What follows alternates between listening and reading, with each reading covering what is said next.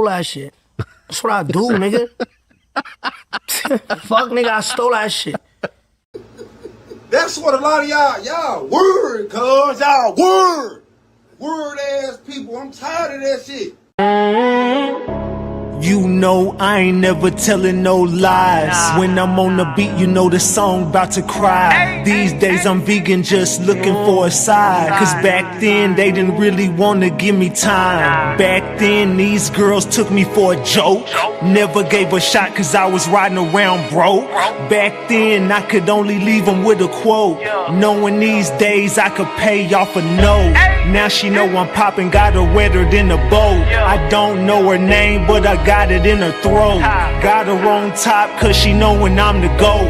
Kinda hard to stop when you always on go. I only hit it once, now she clingy and attached. That's why when she with you, she always acting like a brat. I only gave her half, now she don't know how to act. Blowing up my phone, told her I'ma call her back.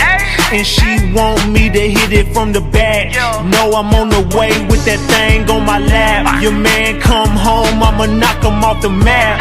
Better be cool, cause I'm down to catch a hat. Now they tryna pull up, say they knew me from before. I was steady grinding, Trump beating down the road. Back then, they ain't want me, now they love the way I glow. Back then, they ain't want me, I was riding solo slows. Now they tryna pull up, now we're riding solo slows. Now they tryna pull up, say they knew me from before. Now they tryna pull up, say they knew me from before. I've been, that's the me. They ain't want me then, now they show love. And she want me to hit it from the back. Know I'm on the way with that thing on my lap. Your man come home, I'ma knock him off the map. Better be cool, cause I'm down to catch a hat. Got the cup feel, so you know it's going down. Riding down the E-way, seat on recline. She texts where you at, girl, you know I'm a rhyme. I ain't sharing no low, keep it on my mind. Gotta creep slow when you're beating down the road. Tall, light skin, skinny, tatted with the gold. She tryna get close, said she knew me from before. Every girl want the king, but you already know. Back then they ain't want me, I was riding solo slow. Now they tryna pull up, say they knew me from the flow. Back then they ain't want me, I was riding solo slow. Back then they ain't want me, I was riding solo slow. Now they tryna pull up, say they knew me from before. I was steady grinding, trunk beating down the road. Back then they ain't want me, now they love the way I glow. Back then they ain't want me, I was riding solo slow. Now they tryna pull up, say they knew me from before.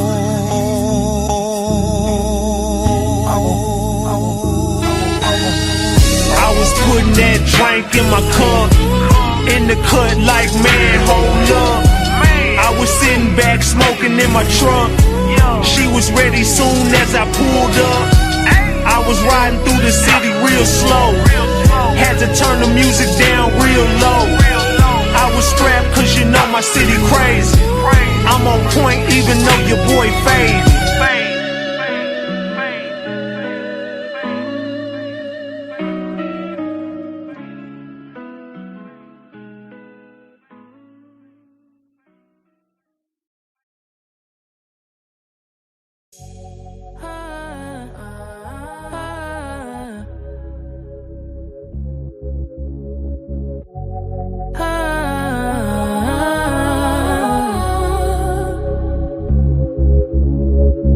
Look, I apologize for telling lies, for every night you stayed up and all the times you cried. Broken hearts on timelines, trapped in our confines. Love's a contract, signing blood on dotted lines. We perfect on the gram, but in person we a mess. All the filters in the world couldn't cover up this mess. We was goals to the people, but the love couldn't last. Posting pictures of the future, but we stuck in the past. We would argue every Friday, make up every Sunday. breaking up at midnight, back together Monday. Love is like a cycle, spin around on the runway, crashing every season but taking off the same way. Say you want the truth but you crumble when it's shown. You the type to break the windows and complain about the stone. See, I deleted all the text but screenshots never lie. I was saying I was working but I was really outside. I was caught up in the cycle, I can't seem to let it end. I was breaking every vow but swearing I'll amend. I'm faithful on the gram but a villain in the flesh. Two faces in the mirror, both toxic, both a mess. I used to believe in you, hung on to every word you said. Thought it was me and you, but you had other plans instead. You couldn't stay true, you welcomed her into our bed. You must have lost your mind, you must be out your head, yeah. Cause you're a snake, you're a liar. I'll bring rain, I'll bring fire, and you won't know peace. You're a clown, you're a fool, but the joke's on you, cause you messed with me. I don't get hurt, no, I get even. Best believe it's heartbreak season. I'll bring rain and I'll bring fire, and you won't know peace. You won't know peace, no. You won't know peace. You won't know peace, no, no. You won't know peace. Best believe it's heartbreak season.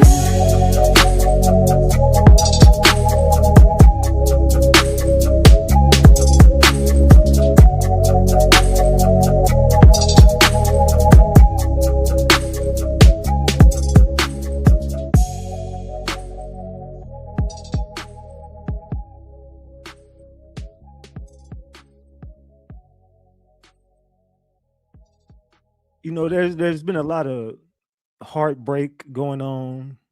There's also been a lot of like side chick activity. So go ahead and spark up. We finna get started in about 3 to 4 minutes. Double tap that screen, get the likes up. I'm creeping through the side door. Let's go. I'm slipping through the side door after midnight. Phone on D&D, I don't wanna hear the fight. Say I'm stuck in traffic, that's a flat light. I'm in a sheet trying to numb what I can't fight. I know I'm wrong, yeah, I know I'm dead wrong, but the nights feel long when you're not home. Heart so cold, but the urge stays strong. I love you, yeah, but I've been gone, damn.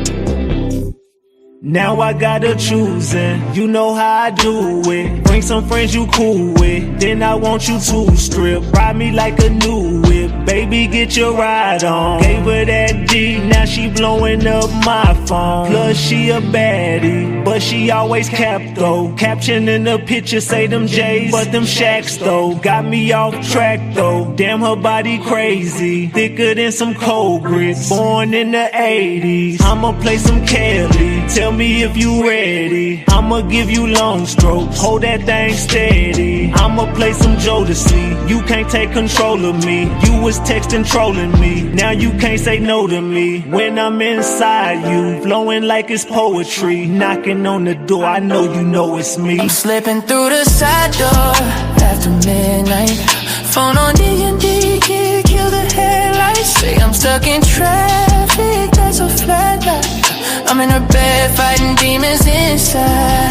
I know I'm wrong, but it feels too right. Every time I swear I'm done, I double back twice. Heart on freeze, but the lust's still alive. I love you, but I'm cheating every damn night. Fuck, don't ask me, I'm frail. Clip delivery, reactive ad-lib after keywords. I jump every time my phone light up, thinking it's you whole time is her. I don't even know who I really love. I just know I hate who I'm becoming, bruh. lives, one soul, that shit cracking. Smiles in public, sins in private. If karma real, I know she tracking. I'm just waiting on the moment it happened. It's coming. What if we lost love? Emotional, almost crying. What if you find out? What if you walk out? What if I lose it all? Cause I couldn't put the lust down. I'm scared. Vulnerable, softer than her. Says vulnerable, raw. Best lines only. Slipping through the soft midnight. Says vulnerable, raw. Last line. I'm slipping through the side door. After midnight, same light, same drive, same red light. I say I'll change, but I don't try. And that's the worst part, right? Vulnerable, da-da, da-da-da-da-da. Unemotional, da-da-da-da-da. Vulnerable, softer than holy.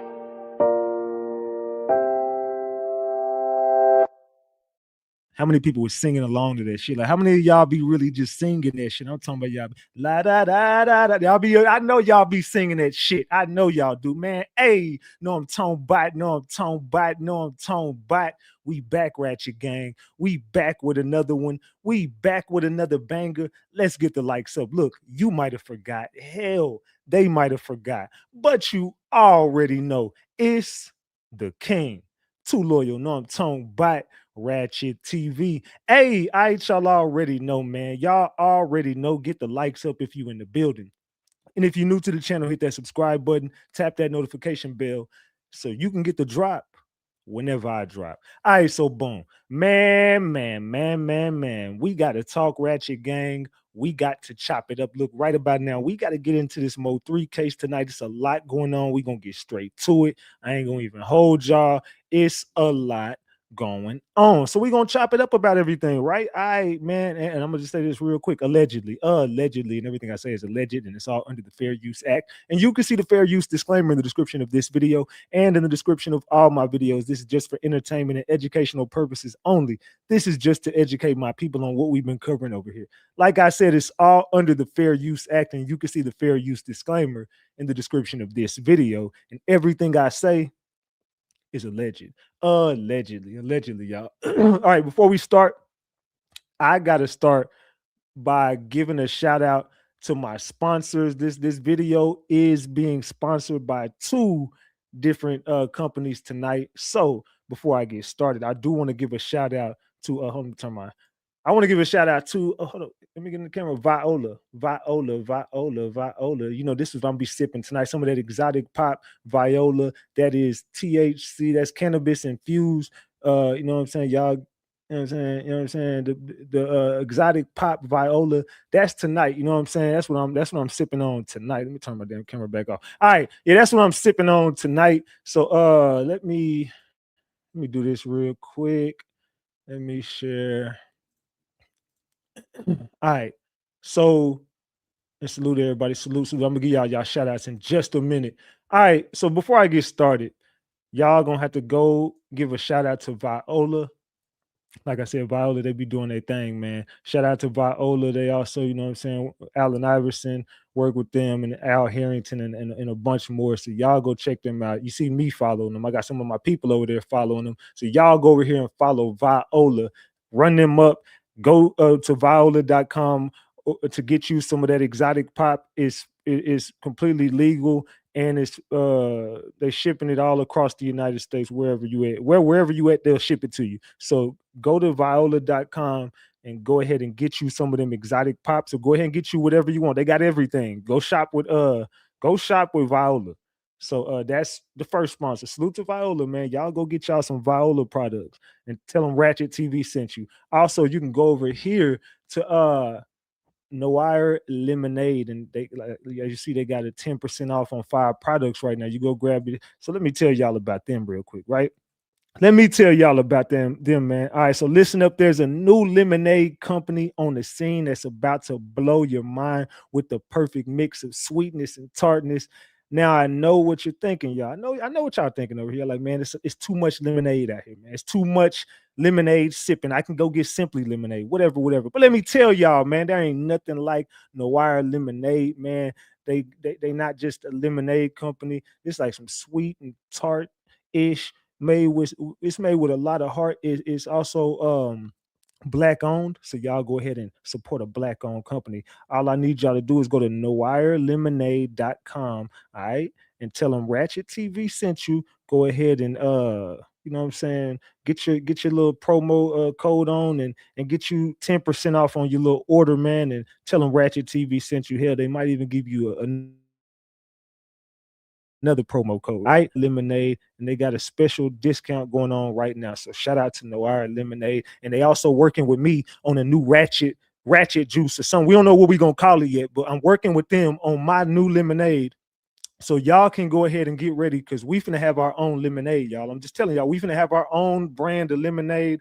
So they want to work with me on a Ratchet Gang flavor. So it's coming soon. Ratchet Gang Lemonade is on the way. Shout out to Noir Lemonade, man. And coming soon. We about to have our own lemonade. So salute to them, man. Salute. All right. Make sure y'all go to noirelemonade.com and tell them Ratchet TV sent you. And I want to crack open this damn exotic pop. I've been sitting here waiting. I've been waiting to crack this motherfucker open until I get on live and tell y'all about. Hold on, man, let me see what this exotic pop hitting. Like, hold on. Pineapple. Oh shit. Okay, that's refreshing. Okay, that's really damn good. Yeah, y'all go get y'all some exotic pops, man. Hold on, thug. Hold on, let me sip on. Hold on. Yeah, shout out to Viola. I'm gonna tell him to send me a pack too. All right, man. It said you can call it Frenchie's lemonade. Yeah, we might have to do something.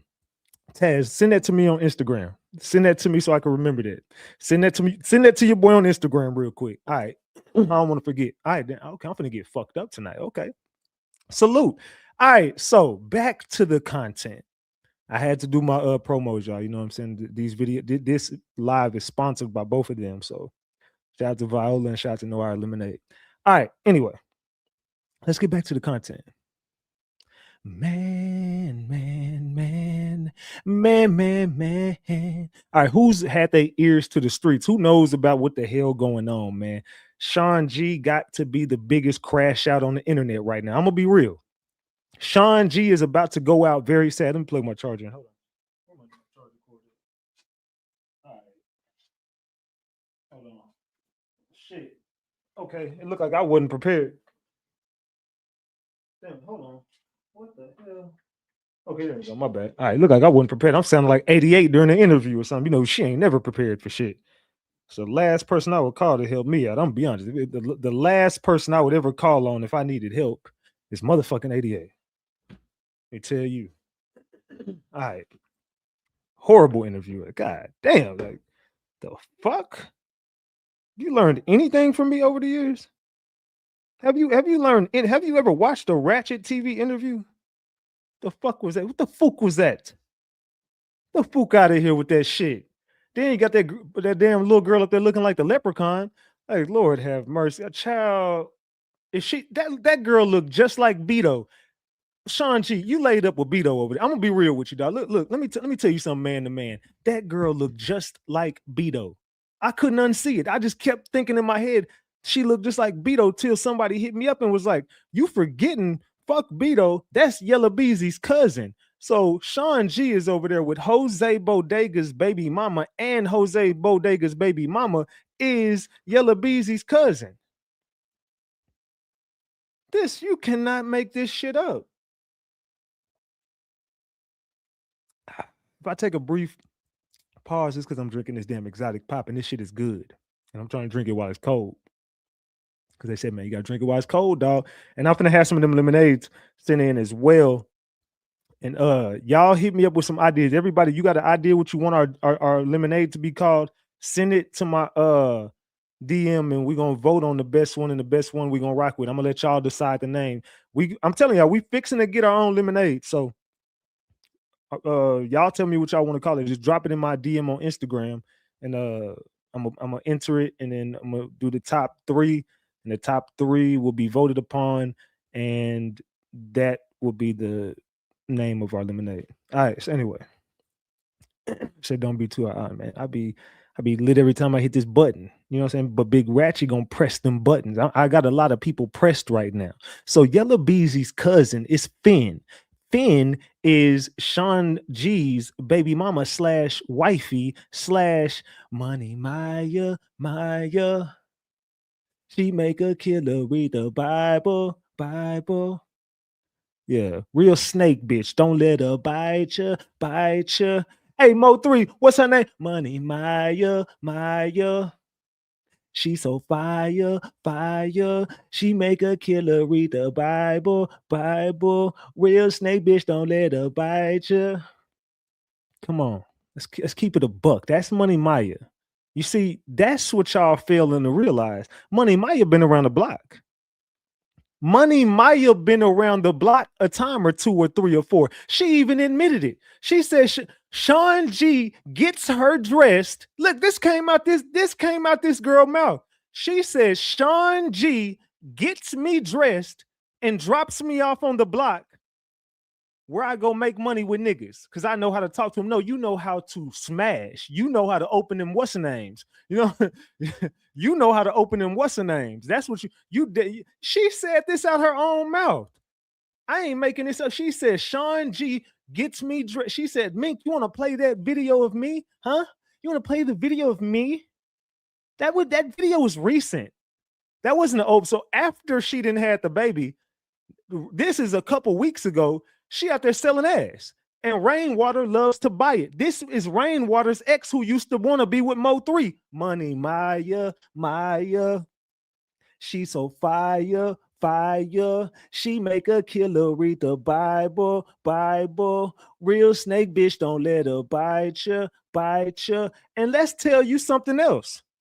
See, I gotta be on Jose Bodega's side for 1 second. It got nothing to do with the MO3 case. It's about his kid. That girl is also let Sean G manipulate her into saying that Sean G is that baby's daddy and that Jose Bodega is a deadbeat. No, Sean G strong-armed his way up in there, and now that he's up in there, he's telling, yeah, he can't be around no more. I'm daddy. Yeah, she better be calling me daddy. Yeah, and I'm her daddy. And so he's already got weird allegations. That dude is weird, fam. I'm telling you, that dude is sick and weird. Jose Bodega, go get your daughter, because that man is over there. He got your baby mama, the mother of your child, your daughter's mama, out there selling her whoop-de-whoop while he watches your kid when he gets her dressed up like a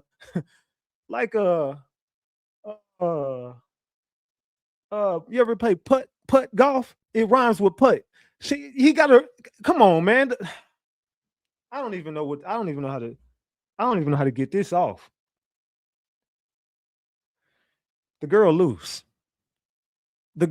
She said she unalived her baby. She had an abortion because she said, nah, my body was T, baby. My last baby had my body snatched. My body was T. There was no way I was finna let this baby ruin it. Girl, if you don't tie your damn tubes and shut the fuck up, if you don't tie your mother, I'm finna go. Sean G, I don't give a look. It come with whatever. I don't care. She shouldn't have brought her ass to the internet. It's fair game. This is public information at this point. She let me in on her business, so I have a right to commentate on it. This is now she is up for grabs. She was for the streets already. She was already for the streets. Now it's just confirmed. That girl looked just like Beto. I'm starting to think she's related to Beto as well. That looked like Beto's little brother. I mean, sister. Diamond, stop. Diamond, stop. Man.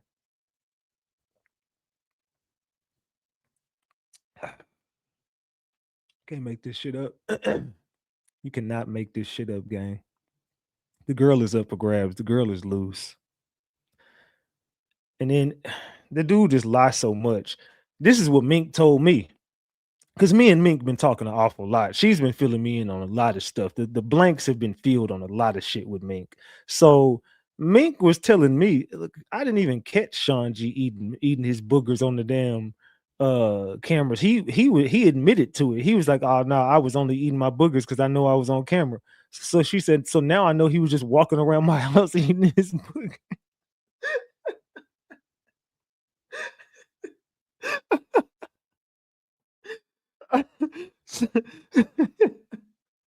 So this dumbass thought he was caught on camera. So he's just admitting that, yeah, I do eat my boogers. I was walking around your house eating boogers because I know I was on camera. But no, you was eating your boogers because that's just what you do. You got a fetish for it. You got a booger fetish. Let's just call it what it is. Sean G has a thing for boogers. That's why he used to try to pick in Mink's nose. And then he likes to pick in your nose and he'll eat you. It's sick. He'll eat your boogers. He'll do it. Mink told me. He just has she says she just thought it was a game at first, but now she knows he has a sick fetish for this. It's starting to become disgusting. Like the dude has a serious problem. You ever had those strange addiction shows when they used to be, oh, I'm addicted to eating lettuce. No, he's addicted to eating boogers. Let's just call it what it is. He's the booger man, not the boogeyman. Let's just call it what it is. The dude he has a fetish for eating boogers. So that came out today. I'm trying to think, man. So yeah, now we know that Finn used to want to be with MO3, but you know how Sean G loves to snake MO3 when it comes to women. You can't trust Sean G when it comes to a woman. This woman was for the streets when he met her. She had already been through Jose Bodega and the boys. She had already been around the block a time or two or three. She's an easy lick to get some money out of. Rainwater already tricked on her. Rainwater already been up in it. That was you got to think about this. Was she 28 now? So 5 years ago, she was right up Rain's alley. Not now. She's way past her prime for Rain. But you got to rewind 5 years ago. It'll make sense. Rain already been up through there, or 5, 6, whenever it was. We all know she was young enough to be with Rain at that point. As long as she wasn't over the age of 25, she was cool. Rain ain't taking nothing over 25. Really, Rain is looking for about 18 to 22. That's Rain's range. 23 is almost a cutoff line for him. So he definitely, Rainwater already had her. I say Finn, aka Dashiki. Yeah. So I mean, am I lying, y'all? Everybody know Finn been ran through. Now we could just put a face to this shit. Now we know who that little bop is from around the way. Come on, Sean G, you ain't fooling nobody with that, man. I'm just gonna keep it a buck with you. You're not fooling nobody with it, brother. He said she needs to go get tested. Say 23 is elderly terrain. They said she needs to go get tested. They said like a 4-year-old little boy. They said she built like a 4-year-old. Damn. I mean, she was. That's what I was saying. Like she, like damn me. I would be like dating my damn self at that point. What the hell? Hell no. I'm cool on that. That girl too damn skinny for me, man. I'm cool on that. Nah, I'm not in. I need something thick. Hell no. And then Sean G. What the hell he doing with that? Sean G. big as a damn house. Did y'all see Sean? Oh, let me see if I can get this damn picture. Let me see if I can get that damn. Let me tell her to send me this picture. Hold, is this? Yeah. Somebody copped a little picture. Hold on. Let me post this. Let me show y'all this shit real quick, man. Let me go over my Instagram. Matter of fact, nah, because I know he likes to do a little slick shit. Let me do it like that. I'm gonna put it on Discord. Hey, go to my Discord real quick, gang, and tell me what this nigga built like. And come back in this chat and tell me what he built like. Look, go to my Discord real quick. Look at this shit. And look how he dressed. Yeah, I'm not even gonna post it on here, but look at this shit, y'all. That's a full body of Sean G. No explicit shit. It's a regular picture. Nothing like that. But just look at that. Look at that, gang. Man. You can't make this shit up. You cannot make this shit up. Let's keep this a big buck. You can't make this shit up. All right, let me see. What do y'all think? What does that dude built like over there? Look at this shit. Look at this shit, chat. You can't make this shit up when it comes to Sean G and these boys, man. All right, so it's a lot we're gonna discuss. I'm just having some fun real quick till everybody get up in here. But look at this shit. They laughing like a mother on Discord. Oh, damn, they got like 50 some reactions already. Damn, they going in on Discord. Oh man. Say he built like Homer. Somebody say he built like Homer Simpson. Oh hell.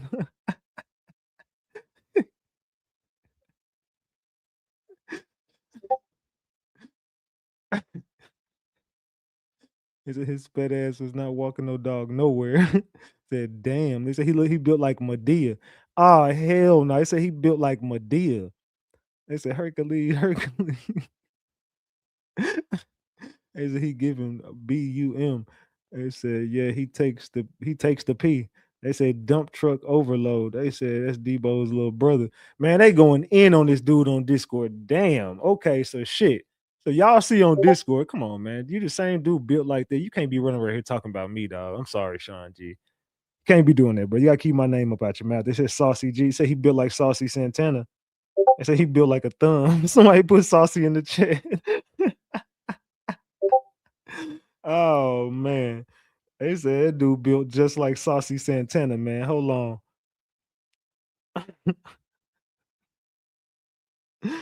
They said that nigga built like Saucy Santana. Yeah, they going in on this nigga in the chat. If y'all not on the Discord, y'all just missing out. If y'all not on the Discord, y'all missing out. So he built like a defensive tackle.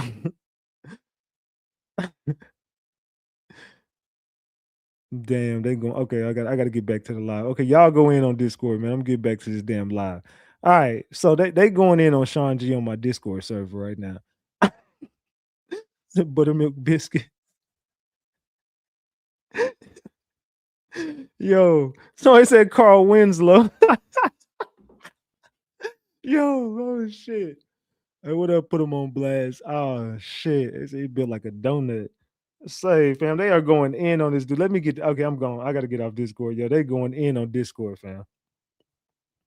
Like, why the hell is somebody in the damn voice chat? What the hell is the voice chat? All right.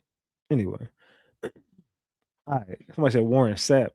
Man, they going in. All right, we back to this damn live. All right, so we've been finding out a lot of information, and I got a lot to discuss tonight. I got a lot of receipts. We got videos to play. I got a full live schedule for us. I'm just bullshitting right now, y'all.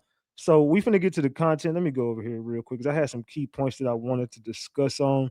All right, so last time we was here, we went over rainwater and the Galleria meeting. There was a meeting at the Galleria. Now, Rainwater wants us to think that they went to the Galleria because MO3 needed his phone fixed, so he needed some security there with him. So Sean G went with him because he needed security to fix his phone. Do y'all believe that? Let me know in the chat. Do y'all believe that?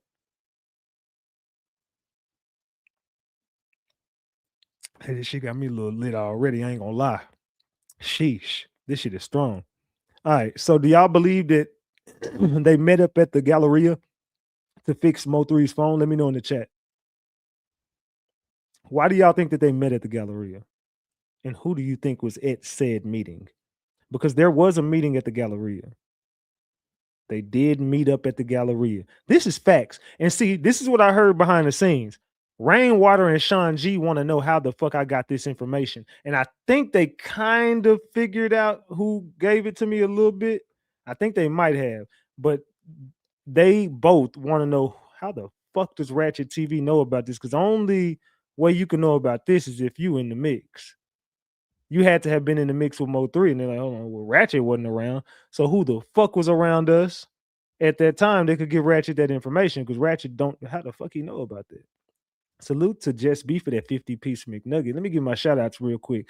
True, thank you for the 10-piece. I appreciate you, True. Thank you for the $10. Salute to Official Cold Cash for that membership. Salute, salute, salute. Also, Tanya G, thank you for that. She says, shiz. Thank you for that. I think you meant shiz fire. Okay, salute. I appreciate you for the $1. Salute, salute. Also, Reese Cup came through with a 50-piece McNugget. Let's go get these likes up for this A1 content. Salute, can't F with the squad. All right, salute to Reese Cup for the $50. Salute to Red for being a member for a year. This is your 1-year anniversary with Ratchet. Salute to you. Drop the flowers for Red. Salute. Also, salute to Angie for the $5. Salute, salute, salute. Do your thing, Ratchet. I appreciate you. And also, salute to Jess B for that, or Jessology. Salute to Jess for that 50-piece McNugget. Get the likes up. Double tap that screen and get these likes up. Where we at on likes? 500 likes with 1,300 people in here. That ain't gonna cut it. Come on, gang. Let's get these mother effing likes up. Let's go. All right. Salute to everybody for the donations. We got $125 on the screen. I am not mad at that at all. But what I am getting mad about is them damn likes. Double tap that screen. So they had a meeting up at the why do y'all think that they met up at the why do you guys think that Mo3 and Sean G met up at the Galleria, and do you think Rainwater was there? First of all, why did they meet at the Galleria? And was Rainwater there? Let me know in the chat. I need to know from everybody in this chat. Let's go. Man. All right. Let's continue. Okay. It says, let me see what they're talking about. Hold on. Is it about to rain? Oh, hell yeah, it's raining like a bitch. Ain't that a bitch? Oh, hell nah, man. I got. Okay, well, that'll be something I have to deal with when I get off live. All right, anyway. Let's continue. It says as he was probably wanting him to watch out for the ops. They said toilet water was definitely there. They said, hey, yes, I'm going off. What do they say? I can't see it. You can't see what? They said it is. I'm in. Okay, well, cool. Yeah, it's definitely raining over here. So it is what it is. We're just going to rock out. All right. So let's get to this damn content because I want to talk about a few things. Like I said, last time we went over this, so hopefully y'all watched the last live I did, and y'all will be able to stick with us as far as the meeting we talking about up at the Galleria. And Rainwater and MO3 also got into a fight in the garage. There was a point where Rainwater and MO3 got into a fight in the garage, and only way you're gonna know about this is if you're in the mix with these guys. So they want to know how the fuck I got this information. A lot of people want to know where the fuck is Ratchet getting his information. Let's keep this a big buck. Ratchet shouldn't be talking about this shit. So let's get into something else. Yeah, I could definitely hear it raining now. Let's get into something else. Let's see. It was over safety. So remember that it was something that happened in Houston. It was something that had went on, and Rainwater and Mo3 got into a fight in the garage, and Rainwater got 2-piece, and it was over Mo3's safety. So also, we found out today through Mink, because Mink, let me tell you something, Sean G. You running around here telling everybody, oh man, I always knew I was gonna get back. I laid back for 5 years and waited. Man, no, the fuck you didn't. First of all, how the fuck that girl get your Facebook password? How that girl get access to your YouTube account? How did that girl have access to everything you had going on? She had your social media. Sean G, she even had your social security. Sean, your social flashed across the damn screen. I was like, why the fuck did Sean give these people his social? I don't trust nobody that much in life to just throw out my. What in the hell is wrong with you? Mink had the man's. I was like, bro, you got to be kidding me. I seen it. I ain't got it, but I seen it. I definitely seen it. I was like, wait, whoa. I was sitting back like, what the fuck is this man's social security number doing on this damn screen? That was crazy work. That was nasty work. Did anybody else see that shit? Let me know in the chat. Did anybody else catch Sean G's SS pull up on that motherfucker? Let me know in the chat. Did y'all see that shit? Because I just want to know, was I tripping? I don't think I was. It was raining hard than a bitch. I want to know if I was just tripping. Let me know in the chat. Was I tripping? Or did y'all see that shit too? Maybe I was tripping. I could have been tripping, right? Sheesh. It says Sean G claimed he didn't know nothing. And when that paperwork came, yeah, he ran. And now look at him. He talking about, I'm done with YouTube. I ain't coming back. I bet the hell you not. They said then Boogers is messing with his brain. Yeah, I don't know what the hell that man got going. I said, yeah, I definitely. Oh, yo, somebody said I definitely filed him on my tax. Hey, nigga, you shouldn't have gave it up. Shit, it's mine now. That nigga, oh shit. One blogger says Sean G passed out the bag money for the highway hit. He probably did. After what I'm gonna show y'all tonight, y'all gonna believe Sean G set him up too. Allegedly. So yeah, that's something else we're gonna talk about tonight. Sean G, Mink had the man's Facebook history. Sean G was stalking Jose Bodega. Then you go down Jose Bodega's timeline and you start to see something real familiar. Oh, hold on. Let me play this for y'all real quick. That was raining hard than a bitch. Let me show y'all something. Let me play something for y'all real quick. Where is this damn video at? Hold on, let me find this video real quick. Is this it right here? Yeah, this is it. Hold on. Let me move this out the way. All right, hold on. Oh, shit. All right, hold on. Let me play this real quick. Man.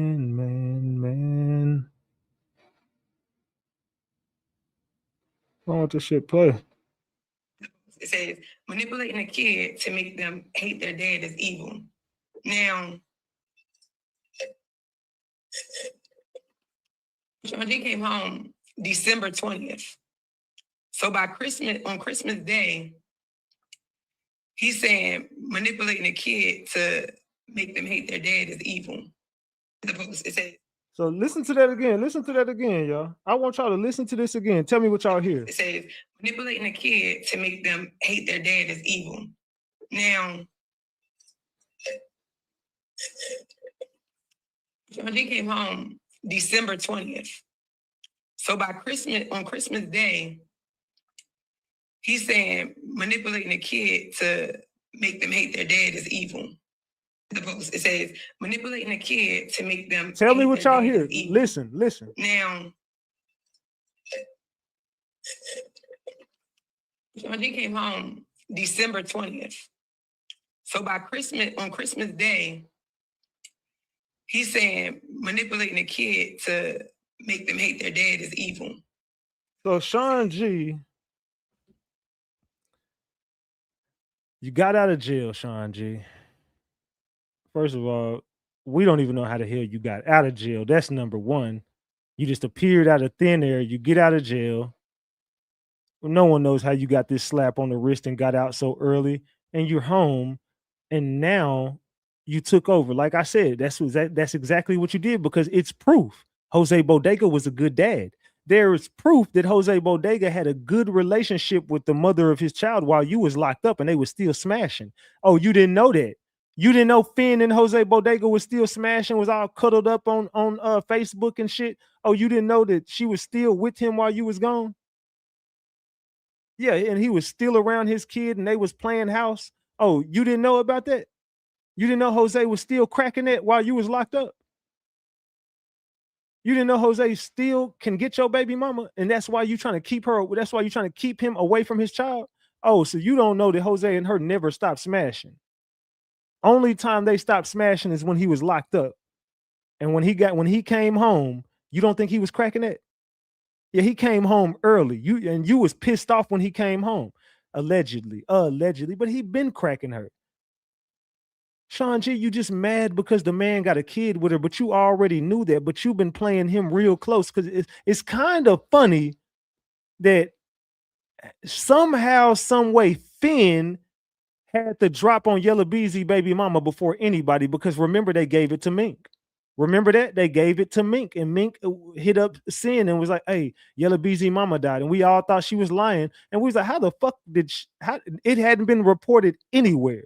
But Mink knew it because Sean G told her to go over there and report it. Sean G told Mink, hey, go over there and tell everybody Yella Beezy mama did. How the hell did he find out? And how did Finn know? It's just very, very funny that you crept up on this man chick, and all of a sudden now you getting inside information on Yella Beezy mama. Interesting, Sean G. I find that very interesting. That Sean G is stalking everybody. He definitely is. He's outside stalking people. He is outside literally stalking people. I think I'm gonna file a restraining order on that dude. That dude he's giving serial unalive. I'm starting to be afraid for my life at this point. I don't know what he's capable of, man, but it's getting scary. And then I got proof. Hold on, where is this at? Hold on. I got proof that he got the drop on Jackie and stalked Jackie. I got proof of it. Yeah, let me show y'all this. Oh yeah, Sean G, let's talk about this. Sean G, come here. Let's talk about this real quick. See, You fucked with the wrong one, Sean G. Let me talk to you real quick. So let's check this out, Mr. Sean G. Look at this. Who is that with the pic? And this was about that pic that Jackie had of him and his wife. He says, "Who is that with the pic?" Mink says, "Jackie." He says, "Dox her for me. Where's she at?" And she said, "I already did." And he said, "Addie." And she said, "Oh, she just moved. It's in my other phone." And he says, "Okay." So I'm sending this over to your PO. And Jackie, here you go. If you want the proof, here you go, Jackie. Jackie, if you want the proof, it's sitting right here. Sean G was stalking Jackie. It's proof right here. Oh, hold on. Let me turn this down. Yeah, y'all. If you want the proof, Jackie is sitting right here. Look, the man was stalking her. The man was stalking Jackie, and he pulled up on her. That ain't a lie. He pulled up on her. So that's true. Sean G really did pull up on Jackie. Now it's proof. Mink got the receipts. So you keep on talking all this shit, Sean G, but Mink ain't lying on you though, bro. That's the crazy part. The woman ain't lying. She got real receipts on you, dog. She got the ring camera footage when she told your big no dressing ass. She told your big ass outside she just want to be friends, and that's when you turned up on her. You got mad because Mink put you out. Now you got to go back to little leprechaun over there. That's why you got mad. So you had to hurry up and hustle up a pond ring. You had to go to the pawn shop and get a ring and propose to her and tell everybody on YouTube, and now she's shutting your YouTube career down. So the only way you got a place to stay is if you leave YouTube. That's why she made it a point to say, "Nah, that speaker box shit shut down. That ain't coming back." Shit, that was a stipulation on you moving back in with her. If you come back, the YouTube shit is done because she's mad about Mink. She just got to get on the internet and save face to make you look good. But you look like a goofy.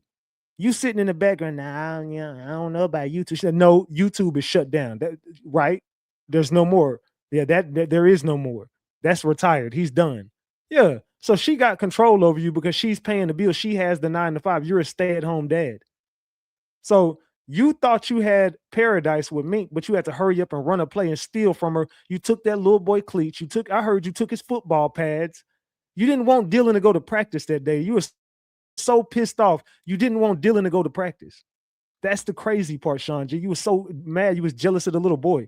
Yeah, and she said you was yelling at the little boy. They said you kicked the dog, bro. You kicked her, man. Say, Sean. I ain't going to say what I want to say, dog. But just know, I don't fuck with niggas like you, bro. You a real bitch. Like, just to me, Sean, you're a bitch. And I'm gonna just say it. Everybody could be scared of you, man, bro. You so you whoopty whoop. I'm talking about, bro. You soft. The only way you doing anything is when a nigga ain't looking and you got a blicky. Other than that, you ain't standing on shit. And you only beat up people that you bully and you bigger than, and you probably just blindside them and use your big ass weight on them. But fam, somebody gonna fuck you over. Just wait for it, because now these niggas know that you in paperwork and you the one who shot at Yellow Beezy, you and Bubba. Now everybody know you was in the damn car. It's in paperwork. And the only reason why they didn't get on your ass is because they showed Yellow Beezy who it was. And Yellow Beezy said he don't want to cooperate because Yellow Beezy and them is going to get you. Bodega and them is going to get you. One way or another, Sean, you up out of here. And now everybody got your drop too. The new place y'all just moved to, everybody know where that's at, man. I'm just telling you now. Look. You ain't got to believe me. I'm just telling you, everybody know where you at. I'm just keeping it real, bro. Everybody know where you at. Man. Yeah, bro. Everybody know where you at, bro. That damn rain got my cameras going off. Damn, I can see that shit. That shit crazy work. Man. All right. The rain is going crazy right now. All right. It said body looking like a transformer figure. Yeah, this dude, man. It said him and Rain. That said not confiscated his cleats. Yeah, he took the little boy cleats, man. Did Mink show a photo of a blank that she placed in a bag and that she said on a place in a bag that she said on live platform? I don't know what the hell. I didn't see nothing like that. That's what? No, I didn't see that. I don't want to see that. Why would she show a picture of that? What though? What is wrong with some of y'all? So anyway, back to the content. So Who is that with the pic? Jackie. Docs her for me. Where she at? I already did. Addie. Oh, she just moved. It's in my other phone. All right. So now we see that you definitely was stalking Jackie, bro. There's no doubt about it. You was stalking Jackie. And then this is whenever they go to show it, whoop de whoop. She had the picture of it. She had the picture of your girl right there on the damn live. It was you and her. So that's Sean G and his wife. And Jackie had that pic. And that's why he was like, who had the pic? And it's Jackie. And it says, F that boy B. She's weird. Now, if I give her what she looking for, I'll be wrong. So he threatened Jackie right there. Look at this, Jackie. And then he pulled up on you. He said this, and then he really pulled up on you. He said he was going to give you what you was looking for. Yeah, this dude, he likes to threaten people. This is what he said about Jackie when he seen that picture. So this is even more proof that he said this, and then he did this. The man was stalking Jackie, bro. The man was literally stalking Jackie. Yeah. And this is what he said. Man.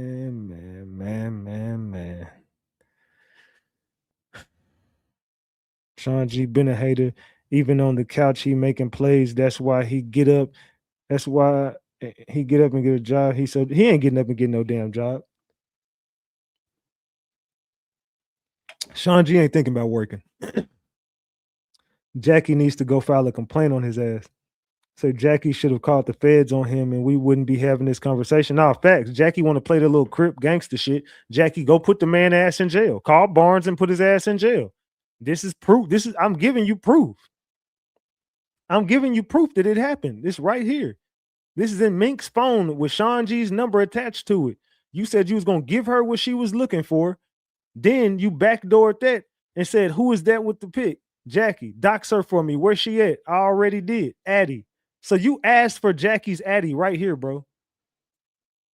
You asked for her address. Oh, she just moved. It's in my other phone. Okay.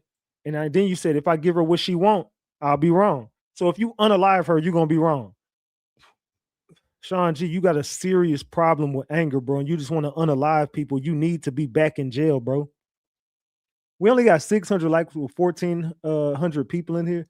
Man, we almost got 1,500 people in here. Double tap that screen if you're enjoying this content, gang.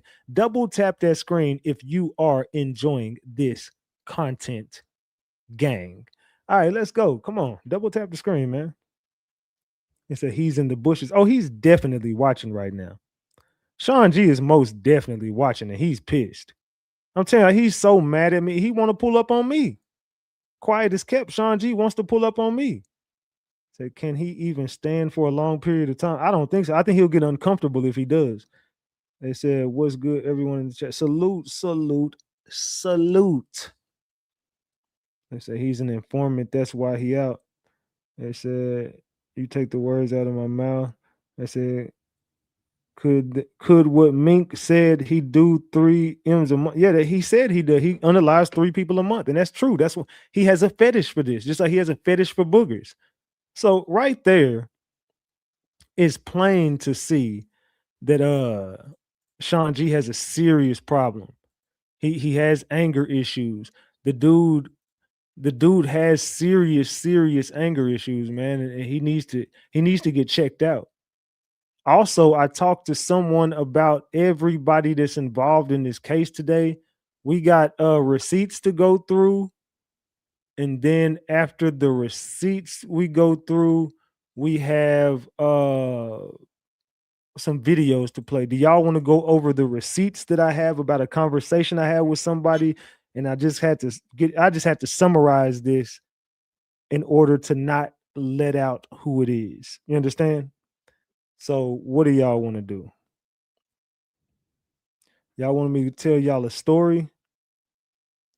Do y'all want me to tell y'all a story or do y'all want me to show y'all some videos? Let me know in the chat. Story time or videos? All right, let me see. Let's see. I want to ask y'all a question in the chat.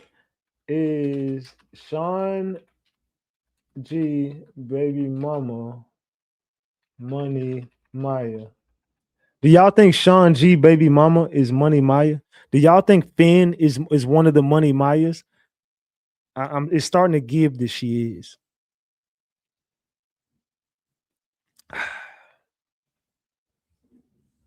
Man. Let me know in the chat. Vote on that poll. 82% say she is. A 704 Chino says it's loose on the Tuesday. Salute, Ratchet Gang. Salute to you as well. I appreciate that 5-piece. Salute. So what do we want to do? What y'all say? Story time or videos? Story time. Let me see. I see story time. I see videos, story time, videos. A lot of people want the video, story time, videos. Okay, a lot of people want the videos. A lot of people want the videos. All right, so okay, we'll start with the videos then. All right, let me get over here. All right, cool. We could do that. All right, let me get it set up. All right, yeah. Give me 1 second. I'm gonna get the video set up for us. All right. Let's start right here. Cheers. All right. Let's go over here.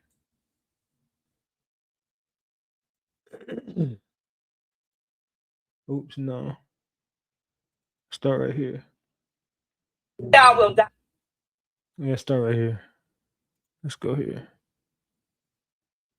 Man. All right, hold on. Give me 1 second.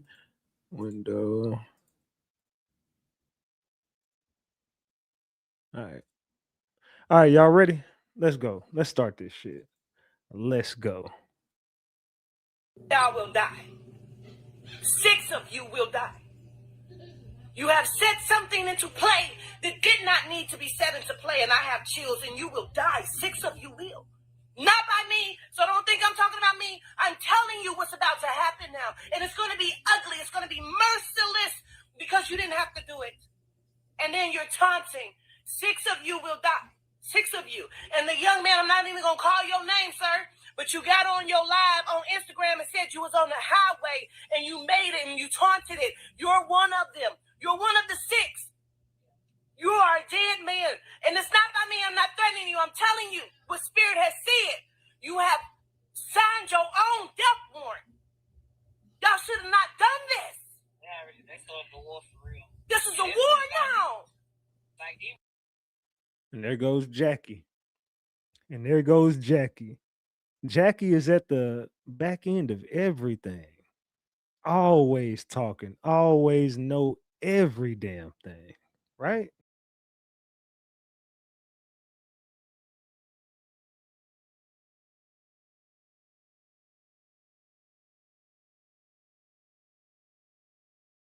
Oops, my bad, y'all.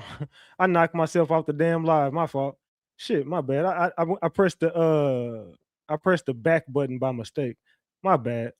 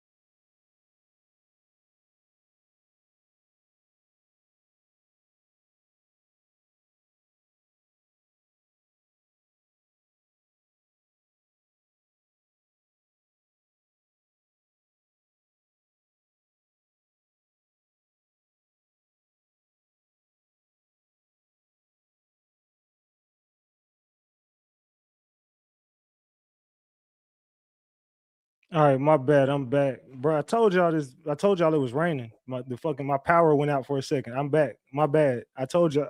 Damn, I couldn't work my phone or nothing for a second. My power had went out for 1 second. It's like it just went off and came back on and then knocked my whole internet out. So my bad, y'all. We back. We back. We back. My fault. And my phone wouldn't even work while the power was out. It's crazy. I couldn't even turn my damn. I couldn't even tell y'all nothing in the chat because my phone wasn't working. All my shit went out. Give me 1 second so I get started back up, y'all. My bad. Damn it. All these damn things popping up. All right, exit off that. Remind me later. All right, my bad. All right, everybody, come on back. Come on back. My fault. My bad. Yeah, that shit knocked my power out, gang. All right, my bad. Players fuck up. We back. All right, let's go back over here. All right, we back. All right, all my shit back up. I don't know. I told y'all it's storming over here. It's storming over here in the DFW, man. It's storming.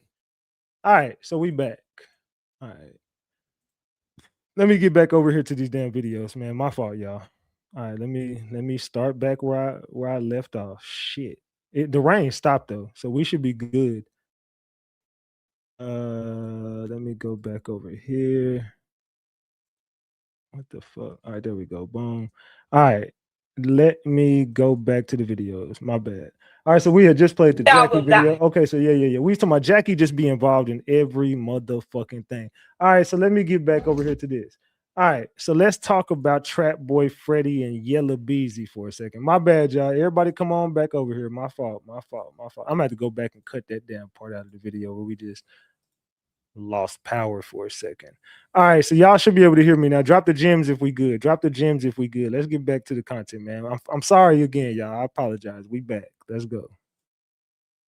Yo, man, we got a crazy situation. This goes to show y'all that trying to play gangster is not the way to go. Especially now that we have this social media and this internet, y'all gonna be cooked. Y'all gonna be cooked. Now we got a situation, y'all already know, Trap Boy Freddy, MO3, and Yellow Bees and all this stuff going on in Dallas. This why if you're a hustler, remain a hustler. Never try to jump out there and be a gangster. If you're known for getting money, stay getting money. You feel what I'm saying? Now it seems that on the judicial side of things, they is combining these two cases. They combining the Yellow Bees and the Trap Boy Freddy cases, or bringing them to trial together in some type of way, shape, or form, due to the fact that it's being said in documents, in paperwork, that somebody is an informant. Now, it might not be one of these two, but somebody in Trap Boy Freddy is saying something, and maybe somebody in Yellow Beezy camp is saying something. You feel what I'm saying? It could be all coming from Trap Boy Freddy camp, but you never really know. And this makes it look bad. I'm about to tell you why. Because when you go up there to trial, you present your case and different things like that, you're telling a story. You're painting a picture. Now you're going to have MO3 mother up there, heartbreaking, crying, telling her testimony, telling her story. Something just crossed my mind. Who do you know how we always go back and forth on who made that phone call and gave up Keywan? Who do we know in this situation that knows everybody involved? Name the person that we know that knows every single person involved. Who do we know that knows everybody? Man. It's two people who we know. It's two people and they connected at the hip. They just play like they beefing. Who is the two people we know that knows everybody? It's two people. There's two that I'm thinking of. They say Rain, that's one of them. Rain is definitely one of them. Who is the second person? There you go. Sean G and Rainwater know every one of these motherfucking players. From Keywan on down, they know everybody involved. Rainwater and Sean G. Rainwater and Sean G know everybody involved. So, is it far-fetched to say that Sean G and his baby mama called in Keywan? Because he was at the damn Big B shop with Keywan, so he definitely knew that this was going down, and it would have made sense. He just seen Keywan wearing them same clothes, allegedly. What y'all think about that? Something to put on your brain. Let's get back to the video. Her Rain Boy Freddy camp, but you never really know. And this makes it look bad. I'm about to tell you why. Because when you go up there to trial, you present your case and different things like that, you're telling a story. You're painting a picture. Now you're going to have MO3 mother up there, heartbreaking. No. They don't say Jackie said Jackie said she gave them information. She's not the one with her boyfriend. It says that a girl and her boyfriend knew who Keywan was. Jackie always says she did not know who Keywan is. Don't rewrite the story. Jackie says she gave them information. She didn't turn Keywan over to the police. Someone and their boyfriend are in paperwork. That ain't Jackie. Jackie might have gave them some information, and I'm pretty sure Jackie knows a lot more, but that person in that paperwork, they're not talking about Jackie. Let's continue. Crying, telling her testimony, telling her story. You're gonna have Rainwater sitting up there telling his heartbreaking story. Maybe the kids, girlfriend, baby mama. You never know who's gonna get on this trial, right? And paint a crazy picture. So by Yellow Beezy mama being there, his mama cannot speak up on his behalf. And when your mama speaks up for you in a certain type of way, that goes a long way. Family support goes a long way in the judicial system. Now, some people are saying that Trap Boy Freddy might be talking. I don't know for that to be true. And even if he did, what the fuck I'm gonna do about it? Yeah, I'm just bringing it to y'all how they giving it to me. You feel what I'm saying? And let me tell you something. When MO3 got smashed on the highway in the manner of which he did, y'all created a black cloud over Dallas that's gonna last for the next 20 to 30 years. Now, this doesn't mean that people not gonna come up, but trust me, after this big extra plug, zillionaire dough, and 4 bats and a couple other niggas, watch how dry Dallas be, bro. This is gonna change the landscape of Dallas music. Watch what I tell you, mark my word. This is a crazy situation, man. I didn't realize how thick Mo3 fans was, bro. And the power of the fans is a motherfucker, boy. That's true. Mo3 he has a huge fan base, and taking Mo3 out was the worst thing, y'all. It was the best thing for y'all because you get rid of your headache. But the worst thing y'all could have did was take out Mo3. Now everybody's fucked. I mean, you got Zillion and a couple of they doing some cool shit, but not on the level of Mo3. And I've heard them niggas where they're trash, bro. Like that shit is horrible.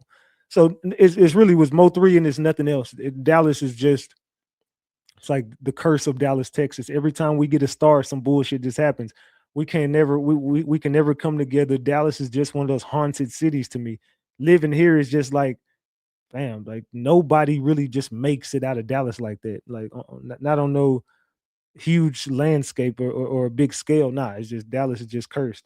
So let's get back to the content. Hold on. All right. Man. Oh, I could just do it like this. Let me see which one that was. I think I already played this. 6 of you will die. You have set something into play that did not need to be set into play, and I have chills, and you will die. 6 of you will. Not by me, so don't think I'm talking about me. I'm telling you what's about to happen now, and it's going to be ugly. It's going to be merciless because you didn't have to do it. And then you're taunting. 6 of you will die. 6 of you. And the young man, I'm not even going to call your name, sir, but you got on your live on Instagram and said you was on the highway and you made it and you taunted it. You're one of them. You're one of the 6. You are a dead man. And it's not by me. I'm not threatening you. I'm telling you what Spirit has said. You have signed your own death warrant. Y'all should have not done this. Yeah, they started the war for real. This is a war now. Man. So Quatita called out a lot of bullshit with that one video she did. Tears. Now that one video that she did end up doing, she did a couple of them in the beginning. It was a few videos that she did at the very beginning of the case that very credible information within those videos, a lot of credibility within the very Yeah, beginning of the MO3 case. So it leads us going down the rabbit hole of the MO3 case, right? So let's get back to this rabbit hole that we know as the MO3 case. All right, let's get to this. definitely. I did want to ask this: is you barely acknowledged it. You barely ever had anything to say about it, but there was a lot of tension, at least on records or people talking online, between you and Mo3. Now that he's passed, how do you view all that? Like, are you able to admit that he was, an important factor in the city for that period of time, or is it still just, you can't say anything? Nah, I don't. I ain't never had no tension with nobody. No, I ain't never had no tension with nobody. I ain't never had no tension. A lot of Dallas dudes don't have bass in their voice. I noticed that. Like a lot of the think about the Dallas rappers that just didn't have bass in their voice, like Yella Beezy, Mero Mel, Trap Boy Freddy, Go Yayo. The DFW rappers, they just Sean G. None of them have bass in their voice. Right. That was it. Right. That was it. I ain't never been no tension with nobody. Never been no tension with nobody. Or is it still just, you can't say anything? Nah, I don't. I ain't never had no tension with nobody. Right. Right. That was it. Right. I ain't never been no tension with nobody. Right. Look at this guy. I saw you give Vlad an answer like that at one point too. I'm serious. I don't have a problem with people. Right. I don't even. He ain't had no problem with me. Dallas creates a lot of gangsters because I was actually looking back at my old interview with him, and I said basically the same thing to him. Basically didn't say shit. So yeah, respect. Ain't never been none. Definitely. But I don't know. Okay. Another person I wanted to ask you about from Texas, I wanted to get your thoughts on him. How you feel about the rise of Charleston White? Man, that nigga. Bro he doing him. He doing him, man. He doing him. Right. Yeah. Man, so what y'all think about that? What do y'all think about that? Man.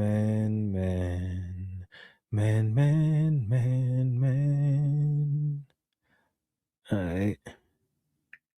My bad. All right, so okay. Let's get back over here. So that's from the Yella Beezy interview with Adam 22. He always tries to go in and deny that him and Mo3 ever had beef, but come on, fam. It's clear as day. It's all in the damn music. Let's keep it a buck. It's all over the damn music. Y'all boys definitely had tension. There ain't no denying it that you and Mo3 had a lot of tension, but let's continue. Let's get back to other people who had a lot of tension and motive to get rid of Mo3. Let's get back to it. You cool with so you cool with like Rainwater, right? I'm not into it. Rainwater is a manager, right? He's a manager and shit. When I look at him like he's like the whack 100 of Dallas. He really he's like a big voice. He really like a Dame Dash. Okay, Dame Dash. Okay, like nigga, you know how they'll do he had the motherfucker how Dame was with Jay-Z and shit like that. But his situation ended because nigga 3 died. You know what I'm saying? But he really did that. He was the business behind 3. 3 never make it without Rainwater. Really? And he probably the reason he dead too, because Rainwater did a lot of antics and shit. Like how Dame was with Jay-Z. He had the motherfucker how Dame was with Jay-Z and shit like that. But his situation ended because nigga 3 died. You know what I'm saying? But he really did that. He was the business behind 3. 3 never make it without Rainwater. Really? And he probably the reason he dead too, because Rainwater did a lot of antics and shit. He had the motherfucker how Dame was with Jay-Z and shit like that. But his situation ended because nigga 3 died. You know what I'm saying? But he really did that. He was the business behind 3. 3 never make it without Rainwater. Really? And he probably the reason he dead too, because Rainwater did a lot of antics and shit. Interesting. See, but academics be knowing these answers to these questions he be asking. He just be letting people just say whatever. He just, interesting. Really? Okay. Knowing these niggas be up here lying their damn ass off. So definitely Go Yayo is up there lying. Because, I mean, Rainwater didn't make Mo3, but that's the narrative that Rainwater wants you to believe. So it's going to show that Go Yayo and them are I ain't all gonna. on the Rainwater bandwagon. He wants to work with Rainwater. He wants to take over that Mo3 lane. Whoop. That's what they all want is Mo3's lane. Oh yeah, Rainwater. He only ended because Mo3 died, but Mo3 would have never made it without Rain. That's bullshit. Oh damn, it's thundering again. If it go out, y'all already know I'll be back, but bear with me. It should be good, but I don't know. It's storming out here. Let's continue. Speak on what my mama done. You know what I'm saying? Right. Cause bro, from day one, since all this shit happened, fool, my mama ain't chasing no clout. My mama ain't chasing this shit. You know what I'm saying? My mama the one putting this shit together. My mama the one finding the estate lawyer to where anybody's even been able to get paid. You know what I'm saying? She the one. Can you break down what the estate was? The state is like right now, bro, y'all got a business, right? Right. If y'all ain't got no wheels and y'all not married, y'all money is just sitting. Unless you got somewhere to say that I want my money to go to this person or this person or this person. You get an estate to handle all of that type of shit. You know what I'm saying? They collect your money, they handle your money, they handle your business. That's what a estate for is when you don't have a will. You know what I'm saying? Right. So when he died, she got the estate just to get everything together. And like I said, once she got that estate, she found it's way more money that is to be. And nigga, she getting, bro, my mama wasn't getting no piece of the pie every month. She was owed one check. You know what I'm saying? That she never got. You know what I'm saying? They saying she's stealing, she still owed $50,000. That's all I'm gonna say on that. So if you stealing, you can't be owed no money. This is what the judge told her. You know what I'm saying? Right. So ain't no stealing, right? How did that narrative start? Because it's like just to not go too deep. It's just like when the shit happened and I'm in the interview coming out, it's like we talking about somebody stealing. So I'm gonna point the finger over here. Right. And say, nah, they ain't into with me, they into with the baby mamas. Now the baby mamas feel the need to defend themselves. Now they gotta go and defend themselves. The best start. Because you can't be owed no money. This is what the judge told her.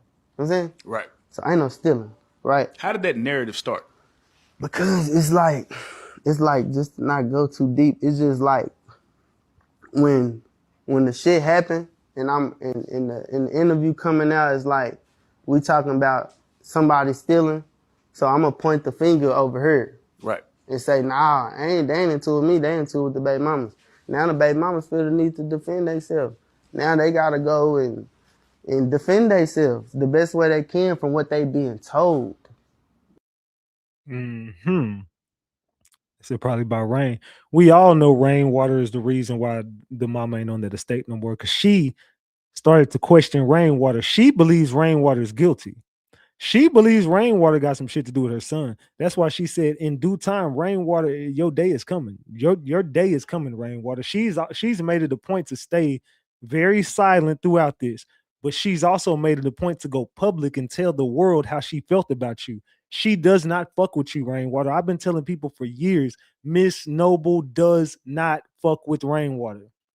Not then, not now. She doesn't like Rainwater. I say since about 2024, she really started to realize who Rainwater was. And remember, I was the one who put it out there that Rain and Calvin was trying to snake her and do a different Mo3 day, and they segregated the Mo3 day from, you had to either pick Rainwater or Miss Noble. So they had two different Mo3 days on the same day, but it was two different events because she already said Rain ain't invited. She don't fuck with Rain. The family already said if Rain pull up, they putting hands and feet on Rain. Don't nobody like Rain on that side, except for the ones that he could still pay to be his puppets. And that's facts. So she definitely always has had a feeling that Rainwater has been involved in the demise of Mo3. And for a split second, I kind of thought, man, maybe Rain don't got nothing to do with this shit. It's just kind of looking like the closer we get to trial, it's just now that I'm like, nah, bro, this dude he's very sneaky. He's very calculated. His movements are always calculated, and he tries to cover his traces the best he can. But his biggest fear is RatchetTV. One thing Rain don't want to do is go to war with RatchetTV. He doesn't want to do that at all. Not even a little bit.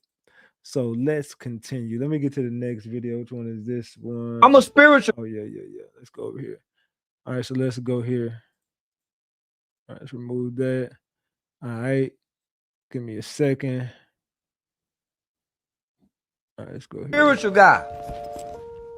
And when I sit back and I look at that situation, everybody involved in that have taken some type of fall since that. You know, just from my dealings with MO3's manager, and the personal and intimate conversations that he and I have had, and the details, and I'm telling you the details that he shared with me of the whole entire situation as well as the case. You know, it makes sense for Earl to have to, you know, fall from his throne right now, so he can pay his dues for the part he played in the death of MO3. I don't know if there was MO3 gold car at the end of that video. I'm a spiritual guy. Let's listen to that again. MO3's manager. Let's listen to this again, gang. Let's pay attention and listen to this again. Put your thinking caps on and listen to this, gang. Let's go. I'm a spiritual guy. And when I sit back and I look at that situation, everybody involved in that have taken some type of fall since that. You know, just from my dealings with MO3's manager, and the personal and intimate conversations that he and I have had, and the details, and I'm telling you the details that he shared with me of the whole entire situation as well as the case.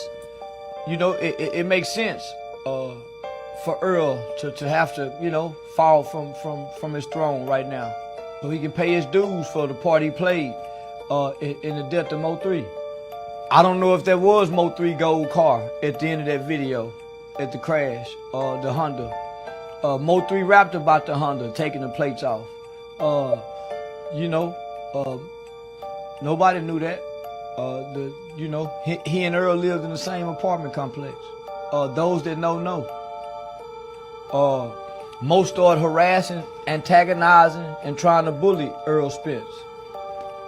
Showing up at the gym with that car at the end of that video, at the crash, the Honda. Mo3 rapped about the Honda taking the plates off. You know, nobody knew that. You know, he and Earl lived in the same apartment complex. Those that know. Mo started harassing, antagonizing, and trying to bully Earl Spence. Showing up at the gym, whether that was at the gym where they lived at and where they worked out in their own home. So Earl Spence not a street guy. Mo was trying to play street with a boxer. And let me tell it, you know, that's what put the heat on him. So I'm gonna say allegedly, for your sake, not mine. But allegedly. Yeah, I'm saying allegedly for your sake, not mine. On your channel, that Mo3 was chasing Earl Spence the night he had that wreck. Yeah, so tell it, you know, that's what put the heat on him. See, but Rainwater did the same thing Sean G does. When he trusts you, he'll tell you everything. I do believe that he told Charleston White a lot of this shit, but Charleston White only let it out because Rainwater, it hurt him for his friendship to end with Rain, because I think that he fucked with Rain. I think that at first Charleston really did fuck with Rain, and Rain definitely saw an opportunity with Charleston. That's how I believe the relationship was. I think Charleston fucked with Rain, and Rain saw opportunity, and now Charleston White just be cutthroat with his shit. But I do believe he told Charleston White a lot of that shit. But you still stole some of my content, Charleston. But anyway, you know, let's go. So I'm gonna say allegedly, for your sake, not mine. But allegedly. Yeah, I'm saying allegedly for your sake, not mine. On your channel, that Mo3 was chasing Earl Spence the night he had that wreck. Yeah, so and this is what you heard throughout the street. We don't gotta, you know, how you got the information, but this is what you heard. I'm repeating it. Okay. No matter where I heard it at, I'm repeating it. With confidence. Boldly. I'm making bold statements. Mo was trying to play street with a boxer. And let me tell it, That's what put the heat on him. So I'm gonna say allegedly, for your sake, not mine. But allegedly. Yeah, I'm saying allegedly for your sake, not mine. On your channel, that Mo3 was chasing Earl Spence the night he had that wreck.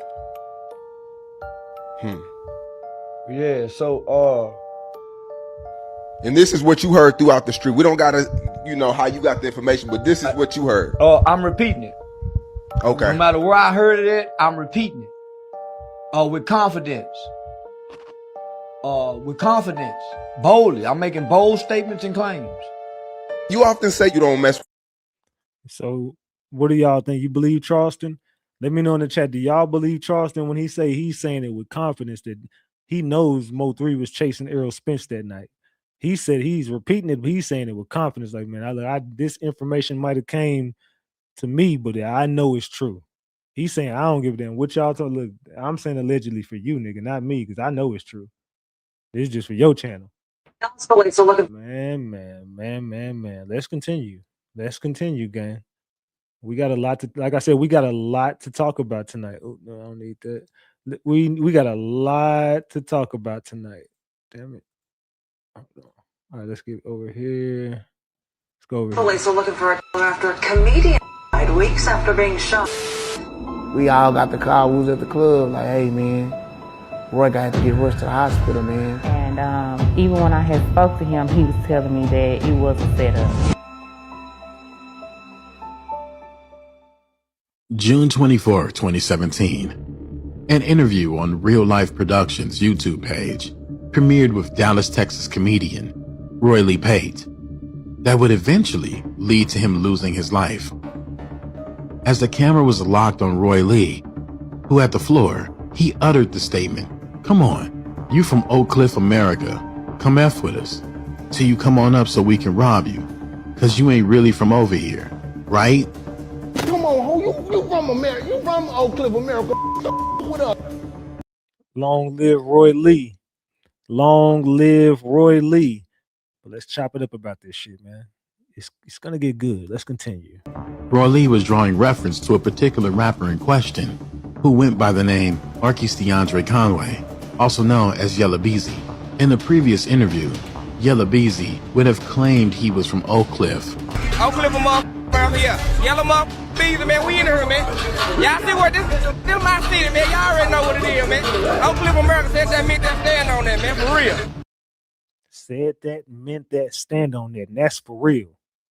Oak Cliff, America. He said that's his city. He running Oak Cliff.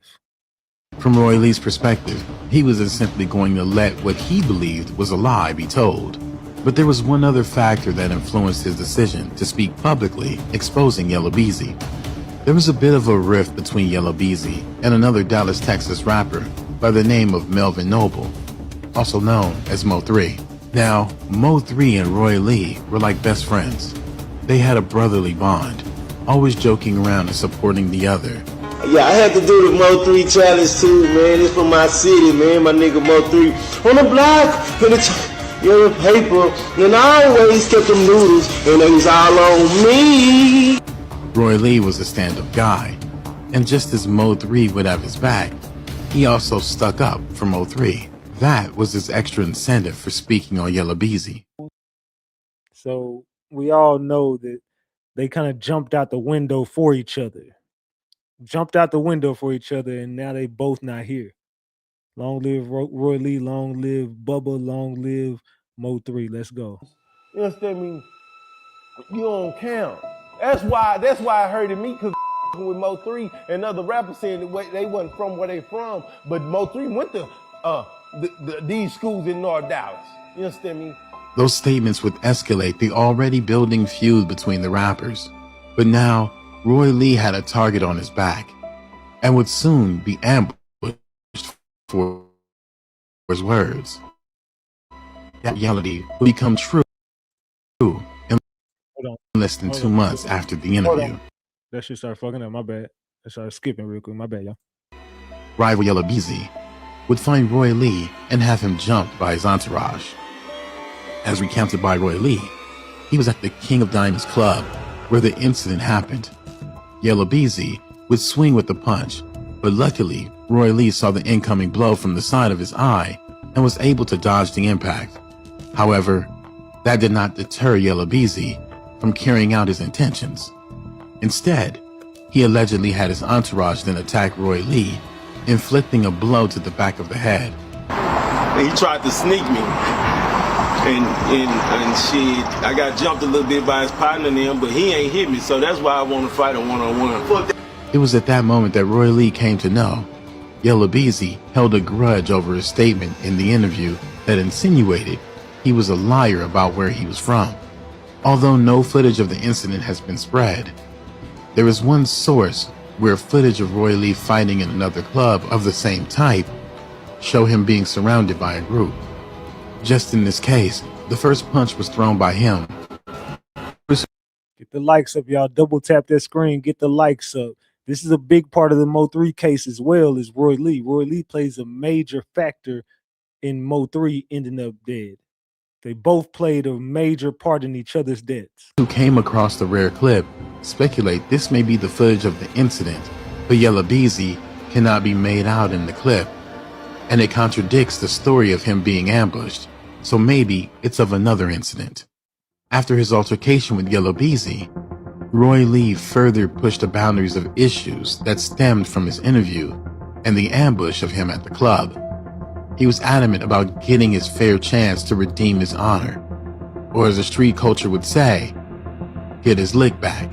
So we trying to go the good way, because I'm getting my lick back one day. I'm getting my lick back. To get what he felt like he deserved after being ambushed and outnumbered. Roy Lee called out Yella Beezy to a one-on-one fight where both of them put up a cash amount of $8,000 and used their hands instead of guns, with no one else involved but just them. Roy Lee grew more and more aggressive in getting his opportunity at a fair fight. When no response from Yella Beezy came, he began reciting the very thing that sparked the feud between them both. Even more, Roy Lee started taunting Yella Beezy about being robbed 2 times in the city because he's not from where he said he's from. Remember, I did show y'all recently Yella Beezy got robbed again. Everybody's getting mad about that. He got his chain snatched again, though. Yella Beezy just can't he got robbed a few times in Dallas. Keep it a buck. You got robbed in the police? You got robbed, you the only rapper I know that got robbed twice. They ain't did nothing to now one of them. He was making every attempt to get under Yella Beezy's skin, to do right by him and have a fair fight. That included name calling, like the Pink Panther and Yellow Belly. So you waiting on a fight with who? The Pink Man, Pink Panther, whatever y'all want to call him, man.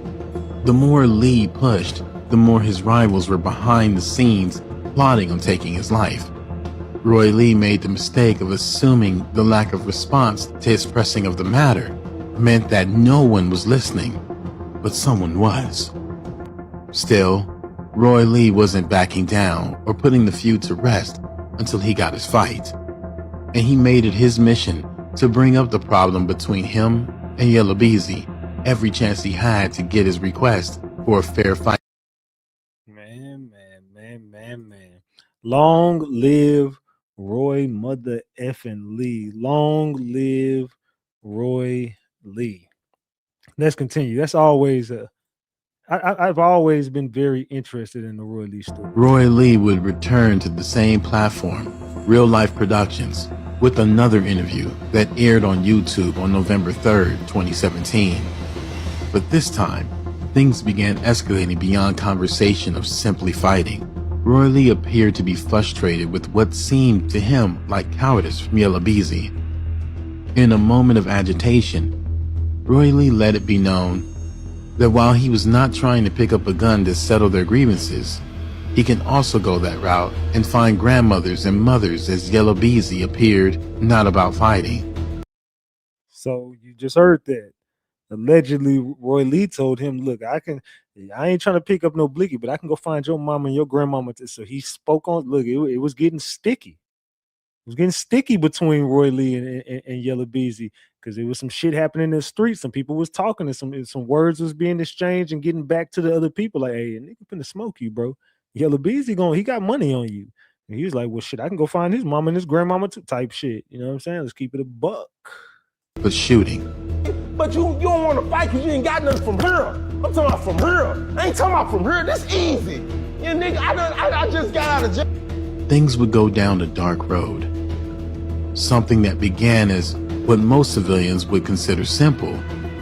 Someone like Yella Beezy and Roy Lee that came up among gang culture and vice-ridden environments took it as a sign of disrespect that needed answering for. No matter how much Roy Lee tried, even getting on a three-way call with the proposition to fight, Yella Beezy turned down the request. A couple months would pass. Roy Lee would again be a guest on the platform Real Life Productions from a January 24th, 2018 aired interview. On the stage, he also had with him his two nephews, one who was pursuing a career in rapping, and the other had the skills of a boxer. They would break down how the altercation went at the club as they were there when it happened. The real story had a few more details. The main one being that Roy Lee, who was a frequent drinker, was drunk on the night and initiated the confrontation when he was questioning patrons if they were there with Yella Beezy. So Roy Lee did go about approaching Yella Beezy with the smoke. So whatever went down, a lot of people say Roy Lee brought that on himself. He was fucked up and it just was what it was. Allegedly. Y'all can tell me in the chat if you agree or disagree. Let me know in the chat. As he was looking for him, Yella Beezy would catch wind of the commotion and sneak around Roy Lee with the punch he dodged. After which, his nephew claimed about 9 persons of Yella Beezy's entourage was attacking Roy Lee after knocking him to the ground, and that was when they stepped in and got him out of there. Even though it was an unfair ambush, from the new account of what transpired that night, Roy Lee's lack of judgment from being drunk was at the root of the problem, instigating things more than it needed to be. Do you think this all could have been avoided if Roy Lee just quit drinking so much? It could have. Right, you got a point right there. So Real Life knew to play. Real Life instigated the whole thing. Like somebody in my chat just said, that's true. They definitely instigated the whole thing. But Roy Lee had a drinking problem. And Roy Lee definitely brought it on himself. What ended up happening to Roy Lee, a lot of people say, look, Roy Lee brought that on himself. Like he went wanting to smoke with Yella Beezy. Like he brought it to Yella Beezy. He wasn't no hoe about it. He brought it straight to Yella Beezy. He wanted it. So a lot of people say Roy Lee brought that on himself. What do y'all think in the chat? Roy Lee was a comedian, yes, but he was raised around the street culture, engaged in criminal activities, and served jail time. So he still moved with a sense of danger that even deterred previous security personnel from being his bodyguard. Nah, security guard told me that. Security guard told me that because when we go to V-Line, and then we was getting into people, he said, man, I don't think I can be your bodyguard. You doing too much. It was all fun and games, but someone was looking on, unimpressed with anger in their heart towards Roy Lee. All the while, persons like his nephew was trying to advise him to just let the feud go and forgive. But Roy Lee insisted that if the fight doesn't happen, then nothing can be forgiven. But maybe that was the error in Roy Lee's decision that placed him in harm's way. September 25th, 2018, the beginning of the end was set into motion when Roy Lee was shot. Lying in the hospital bed, he broke down what happened that night. At around 7:50 p.m., Roy Lee was now about to leave from the parking lot of Texaco on Preston Road after grabbing something to eat at one of his favorite barbecue spots. His shooter was likely tailing him and monitoring his whereabouts from Shell's location right across the street. Roy Lee would glimpse a figure approaching, and when he looked up, all he could see was a person in a hoodie before the shooting rang out. 3 shots were fired, with one hitting him in the leg, breaking the bone. Roy Lee underwent surgery. After a few days, was released from the hospital. He was back in good spirits, arguing with a friend tied into the gang culture about calling the police and not him after he was shot. From his post to his Facebook account, It seemed like Roy Lee had a new appreciation for life and was ready to bury the hatchet with his past feuds. He nearly lost his life, and as all things appeared, he dodged a bullet while at the same time receiving one. He went on to continue doing shows over the next week. October 12, 2018, Roy Lee was scheduled to perform at a stand-up comedy show at Heritage Hall, Paris, Texas. Double tap the screen, y'all. Double tap that screen if you're enjoying the content. What y'all thinking about this, man? Long live Roy Lee. Long live Roy Lee. He would go live on Facebook. And by the way, that damn pineapple exotic pop, that cannabis infused, it tastes just like a damn gummy edible. Go get you some from Viola. Go get you some from Viola. Let's go. Driving on his way to the event, happy, smiling, and listening to music, having a good time. Lee appeared back and better than ever. But that's what made the news that came next so tragic. Roy Lee had a great show, but it would be his last. It was like fate already knew it was his time and allowed him one last show as a send-off, because the show was on Friday, and Saturday, news broke that Roy Lee passed away from complications to the shooting he sustained weeks earlier. His complications led to him developing a blood clot in his lungs before he could undergo the surgery he had scheduled the following day to rectify the issue. He passed. Roy Lee was so close to surviving, but things didn't turn out that way. He didn't die in the hospital. He got out the hospital. He got back on. He started moving around. He was back doing his shows and shit. Taking his medicine. Got a blood clot.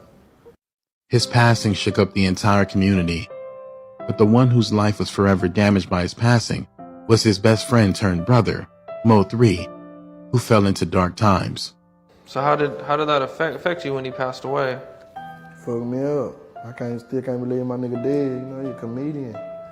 Roy Lee's passing ignited the feud between MO3 and Yella Beezy even more. This shit escalated when Roy Lee passed. Roy Lee just wanted to have a one-on-one fight with Yella Beezy. Ultimately, Yella Beezy would be targeted by rivals, being shot 4 times. How many times were you shot? 4 times? Unfortunately, MO3 was also shot, but unlike his rival Yella Beezy, he didn't survive his wounds. Such a sad tale of lives lost to a cycle that seems to never end. Rest in peace, Roy Lee Pate. R.I.P. Roy Lee. Long live MO3. Man. We lost some real ones in Dallas, man. We lost some real ones in Dallas, man. Let's continue, man. Let's keep it a buck. Hold on, let me. Okay, yeah, already got that one out the way. Let me see what else I got. Okay, yeah. Let's go over here. My bad. All right, let's get back to it, y'all. Man, it's just never going, and the cycle's still continuing. As you can see, the cycle continues. So when a person play with me, like, I tend to take it kind of far. You know what I'm saying? So, like, the best thing to do, like, if you don't want to see that side of me or none of that, bro, just leave me alone, or just, you know what I'm saying, stay away from me. Just, like, don't mess with me, period. You know what I'm saying? Because I ain't never been no pushover. I ain't gonna let you talk to me crazy. I ain't gonna let you disrespect me, because I'm gonna give respect to each and every person. So when a person play with me, like, I tend to take it kind of far. You know what I'm saying? So, like, the best thing to do, like, if you don't want to see that side of me or none of that, bro, just leave me alone, or just, you know what I'm saying, stay away from me. Just, like, don't mess with me, period. You know what I'm saying? Because I ain't never been no pushover. I ain't gonna let you talk to me crazy. I ain't gonna let you disrespect me, because I'm gonna give respect to each and every person. I don't care who you is, from the janitor to the boss. I treat everybody according the same way until you disrespect me. So if you, like, judge my character off me react to how somebody done provoked me, or how somebody done got me out of my character, it's fuck you. Because I don't care. You know what I'm saying? Like, I don't fuck with nobody. So I know this for a fact. If I reacted a certain way, it's because somebody provoked me. Like, and like I said, if you judging me off how I treat others, or what you done seen, or whatever the case is, it's a reason behind it. You know what I'm saying? Like, I ain't trying to act like I'm a tough guy. I ain't trying to act like I'm just super bad, none of that. I just don't like. I just ain't to be played with in that manner. Like, and not saying it like that. I just, like I say, I just don't like to be rubbed the wrong way because I don't fuck with nobody. That's the point. That's why I think I take it so personal. You get what I'm saying?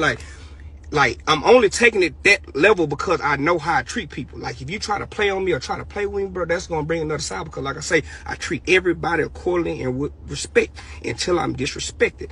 So like I say, you can judge my character. You can like don't fuck with me. I'm cool. I'm cool now.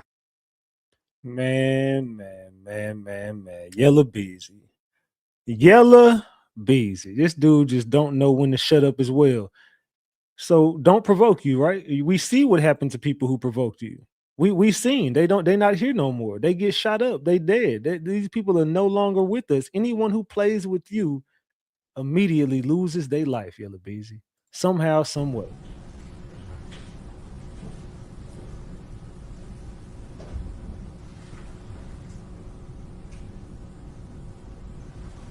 Get the likes up, y'all. Double tap that screen. Get these likes up. Let's go. Let's go. Let's go.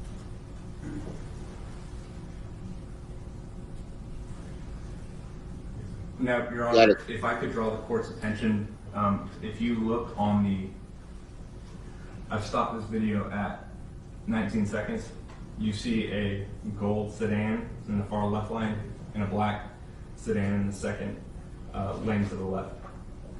The gold sedan will be the vehicle carrying the victim, and the black sedan is the vehicle driven by Q1 White, who is then the shooter, based off of the evidence we have. Okay.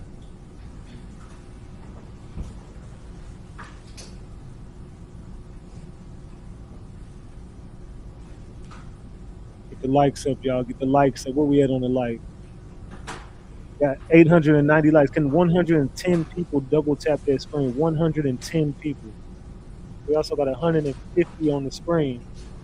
We 50 away from 200 buns. Let's go. Let's go. Do y'all still think it was more than one shooter on that freeway? Yes or no? There more than one shooter on that freeway? Yes or no, gang?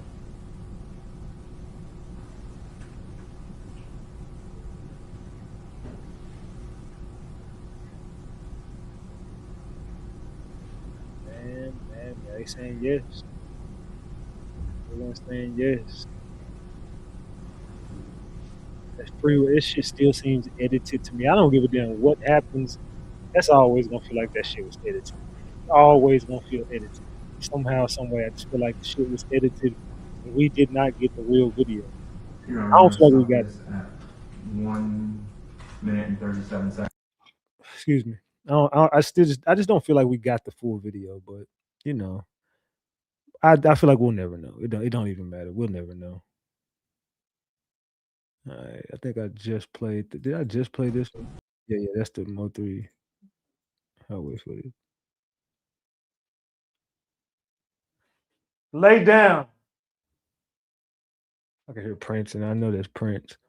All right, let's get to this one. We got a crazy story coming out of Dallas, and these for the people who don't know about it. This is Yellow Beezy. And this right here is late great rapper MO3. And this is Errol Spence, standout boxer. You want to know what they all have in common about this story? Let me tell you. Let me fill you in. So when MO3 was a problem child in and out of juvenile detention, and he was said to be a bully. And he also lived in the apartments with, guess who? Errol Spence. Now, Errol Spence was called EJ, and he was known to terrorize EJ. He was known to up the blicky on EJ and take whatever he had in his pocket. Not just that, he used to be punching on EJ. This is the whole reason why EJ became a boxer.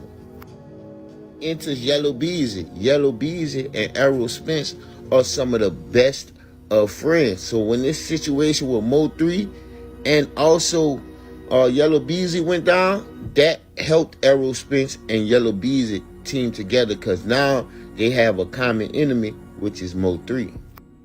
It was also said that MO3 was pretty much smashing Errol Spence's baby mama. And for those of y'all who keep up with the boxing world, we all remember this guy speeding in a car and got into a wreck. But we don't know why this happened. Because normally he don't speed. Normally you don't catch him acting crazy like this. So why would Errol Spence speeding? It was said he was being chased down by nobody other than MO3 himself. This is why he was going at the high rates of speed that he was going at. And if anybody know, this accident had a very adverse effect on Errol Spence's career. Technically, he haven't been the same since the accident. But this is speculation and allegations. And you also see Yellow Beezy with Errol Spence a lot. He even got into a back and forth online about Errol Spence and him winning a match against Terrence Crawford, which he lost very badly. And that was due to the wreck that he had a year prior. Now, it's been alleged that Yellow Beezy and Errol Spence both dropped the bag on Mo3 head in the same situation. It was being alleged that Yellow called around trying to find somebody to do the work. But I can tell you one thing, if this true, they going down, because these folks are tired of wrapped up, perpetuated online everywhere, and they pretty much be telling on themselves, man. But TikTok, y'all drop it down in the comments. Let me know how y'all feel about this whole entire situation. What y'all think about that? I think he got some of the story wrong though. I don't think Mo3 and Errol grew up and he was bullying them and beating them up. Nah, he was terrorizing them in adulthood. You know what I'm saying? I believe he was terrorizing him in adulthood, but not putting hands on him. I think that he was on some other shit. Mo3 was on some gangster shit. I don't think Mo3 was looking for a fight with Errol Spence, but yeah, I don't think so. I don't think he was looking for a fight. All right, I think he was trying to take that boy out the game. So now I want to get to something over here that I put together for us based on someone that I've been talking to, and I really don't know how to get this information out other than completely redo the information that I already got and tell you from I just have to redo it so you don't understand who I'm talking to, or I don't put this person in anything. So I want to get to the that's the Noir lemonade. Y'all make sure to go to them and get you some damn lemonade and tell them Ratchet TV sent you over there. My bad. All right, let me get back over here. My fault. I got my damn promos in here and shit. So my fault. Let's get back to it. Let's get back to it. All right, let's get over here. All right. So now that we are over here on this part, okay. So a series of lengthy private messages allegedly sent by a woman referred to here as Blanca, who claims to be a former partner of Keywan White, provide a detailed and emotional account of her perspective on individuals connected to the broader situation surrounding the case. The messages were sent directly to RatchetTV and appeared to be both supportive of his investigative efforts and critical of several individuals she believes are involved in manipulation, deception, and criminal behavior. Do y'all want to go through this story with me? You might want to double tap this screen. I got something for y'all. Do y'all want to go through this story with me? It's story time. This is my story time for y'all tonight. I got something we going out with a bang on this one. I want y'all to pay attention to some shit that I got for y'all. All right. All right. Y'all want story time? Okay. Okay. So that's what this story is about. I'm gonna read it again. This is a series of lengthy private messages allegedly sent by a woman referred to here as Blanca, who claims to be a former partner of Keywan White, provide a detailed and emotional account of her perspective on individuals connected to the broader situation surrounding the case.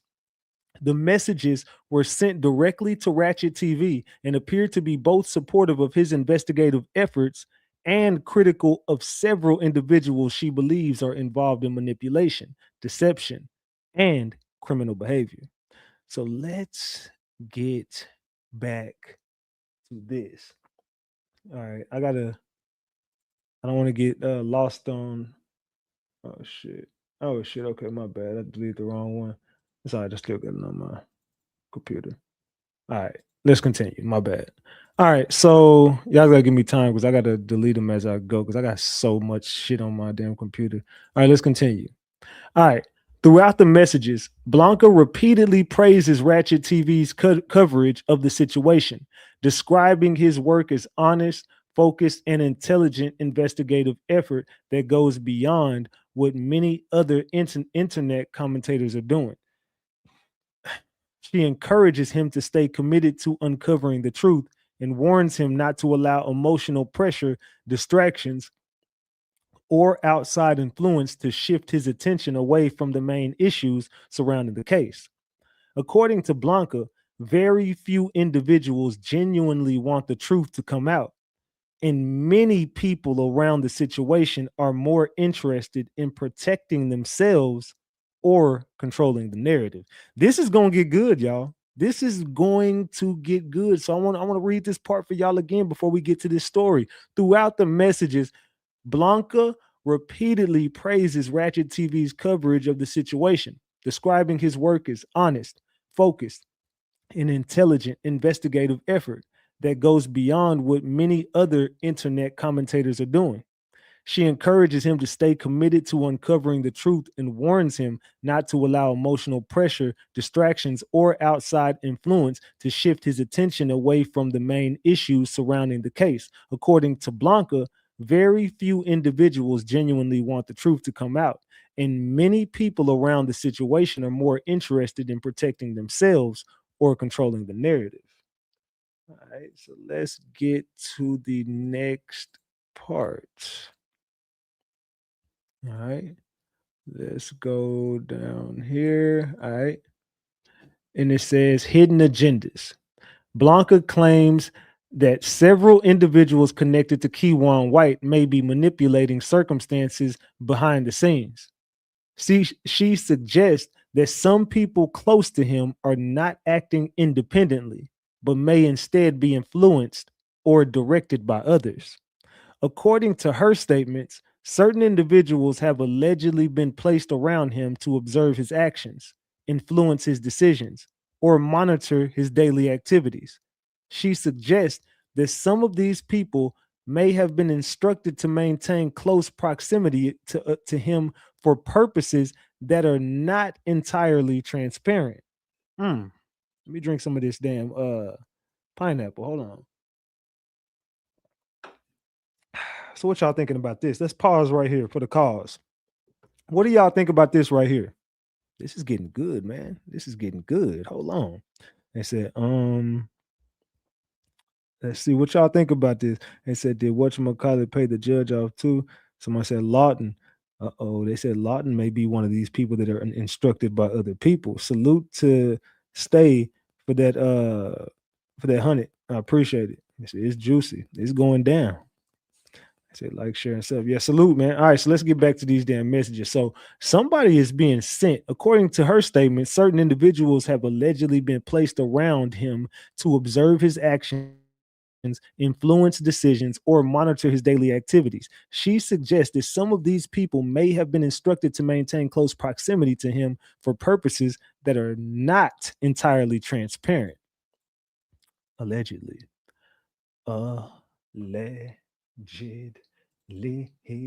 All right, hold on. Let me delete that one. Let's go to the next one. All right, let's get down here. All right. Let's see. Hold on. Let me see what this one is. Oh, see, that one's not showing the whole thing. It says Blanca specifically implies that some people involved in the situation may be acting as whatever that says, acting as pawns for others who prefer to operate indirectly rather than openly confronting issues themselves.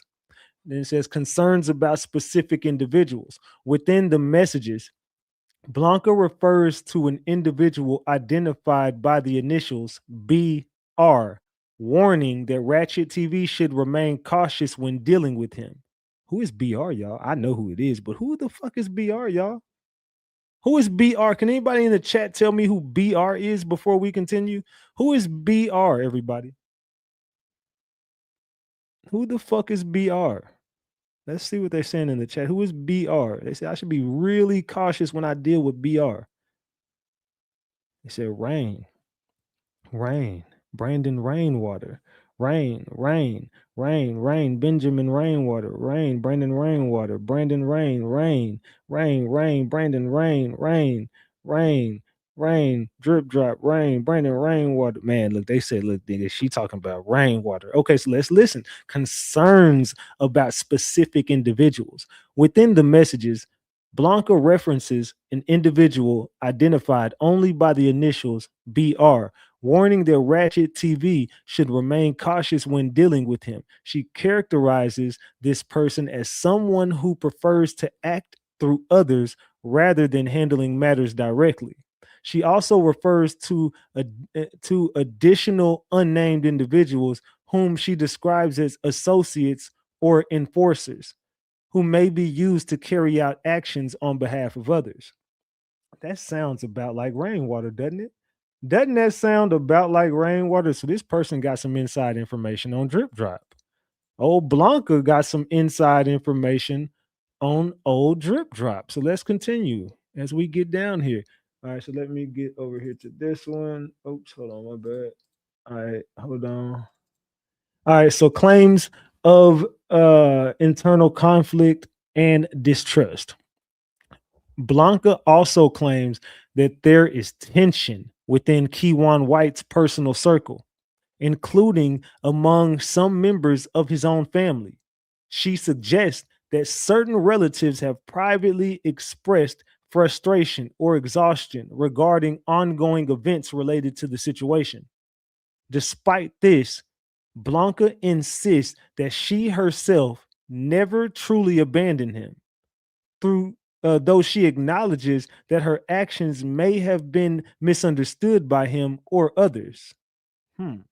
Request for privacy and fear of repercussions. Man, this is getting spicy. Forget juicy. This is getting spicy. I'm talking about the level of spice that the MO3 case is taking. It's like something is finna happen to somebody. Mark my words, something finna go down with somebody. All right, let's get back over here. Oh, why do I keep doing that? All right, my bad. All right. So, request for privacy and fear of repercussions. It says a significant portion of the messages focuses on Blanca's insistence that her conversations with RatchetTV remain strictly private. She claims that if people within her personal circle or family became aware that she was communicating about these issues, it could take serious problems for her. Blanca states that she has previously been warned or threatened by individuals connected to the situation who allegedly discouraged her from speaking publicly about what she knows. Because of these concerns, she explains that she prefers to communicate cautiously and avoids public discussions of this matter. This is getting, I don't know, y'all. I'm telling you, this MO3 case is going to take a crazy turn soon. Just watch. Let me finish this damn shit real quick. Hold on. All right, my bad. I had to finish that. That was good. Yeah, I'm gonna give me some more of those. I got a grape one in there too. So yeah, this person wants to be very cautious while speaking to me and won't speak to anybody else but me. Let that sink in. They won't speak to nobody but me. All right, let's get to this next one. All right. All right, and this says warnings about other media personalities. Blanca also warns RatchetTV to remain cautious when dealing with other bloggers or internet commentators covering the case. Excuse me. It says they warn me about working with. They warn me to remain cautious when dealing with other bloggers or internet personalities. Internet commentators covering the case. She suggests that some individuals in the online media space may have hidden alliances or motivations. Interesting. Her advice is that he should remain professional or cordial, but avoid placing full trust in anyone without verifying their intentions. Serious allegations of criminal activity. In some of the most serious claims within the messages, Blanca alleges that individuals connected to the situation have been involved in various criminal acts. According to her statements, the alleged activities include cliffhanger, right? Don't. What the fuck did they include, gang? What criminal activities do these online people got going on? We finna get to the bottom of it. Hold on. We fixing to get to the bottom of it right now. Let's continue. Double tap that screen if you're enjoying the content. Double tap that screen if you're enjoying the content. Let's go. So those include, it says, in some of the most serious claims within the messages, Blanca alleges that individuals connected to the situation have been involved in various criminal acts. According to her statements, these alleged activities include attempts to harm her physically, narcotics-related activity, evidence of tampering, assisting others in criminal conduct.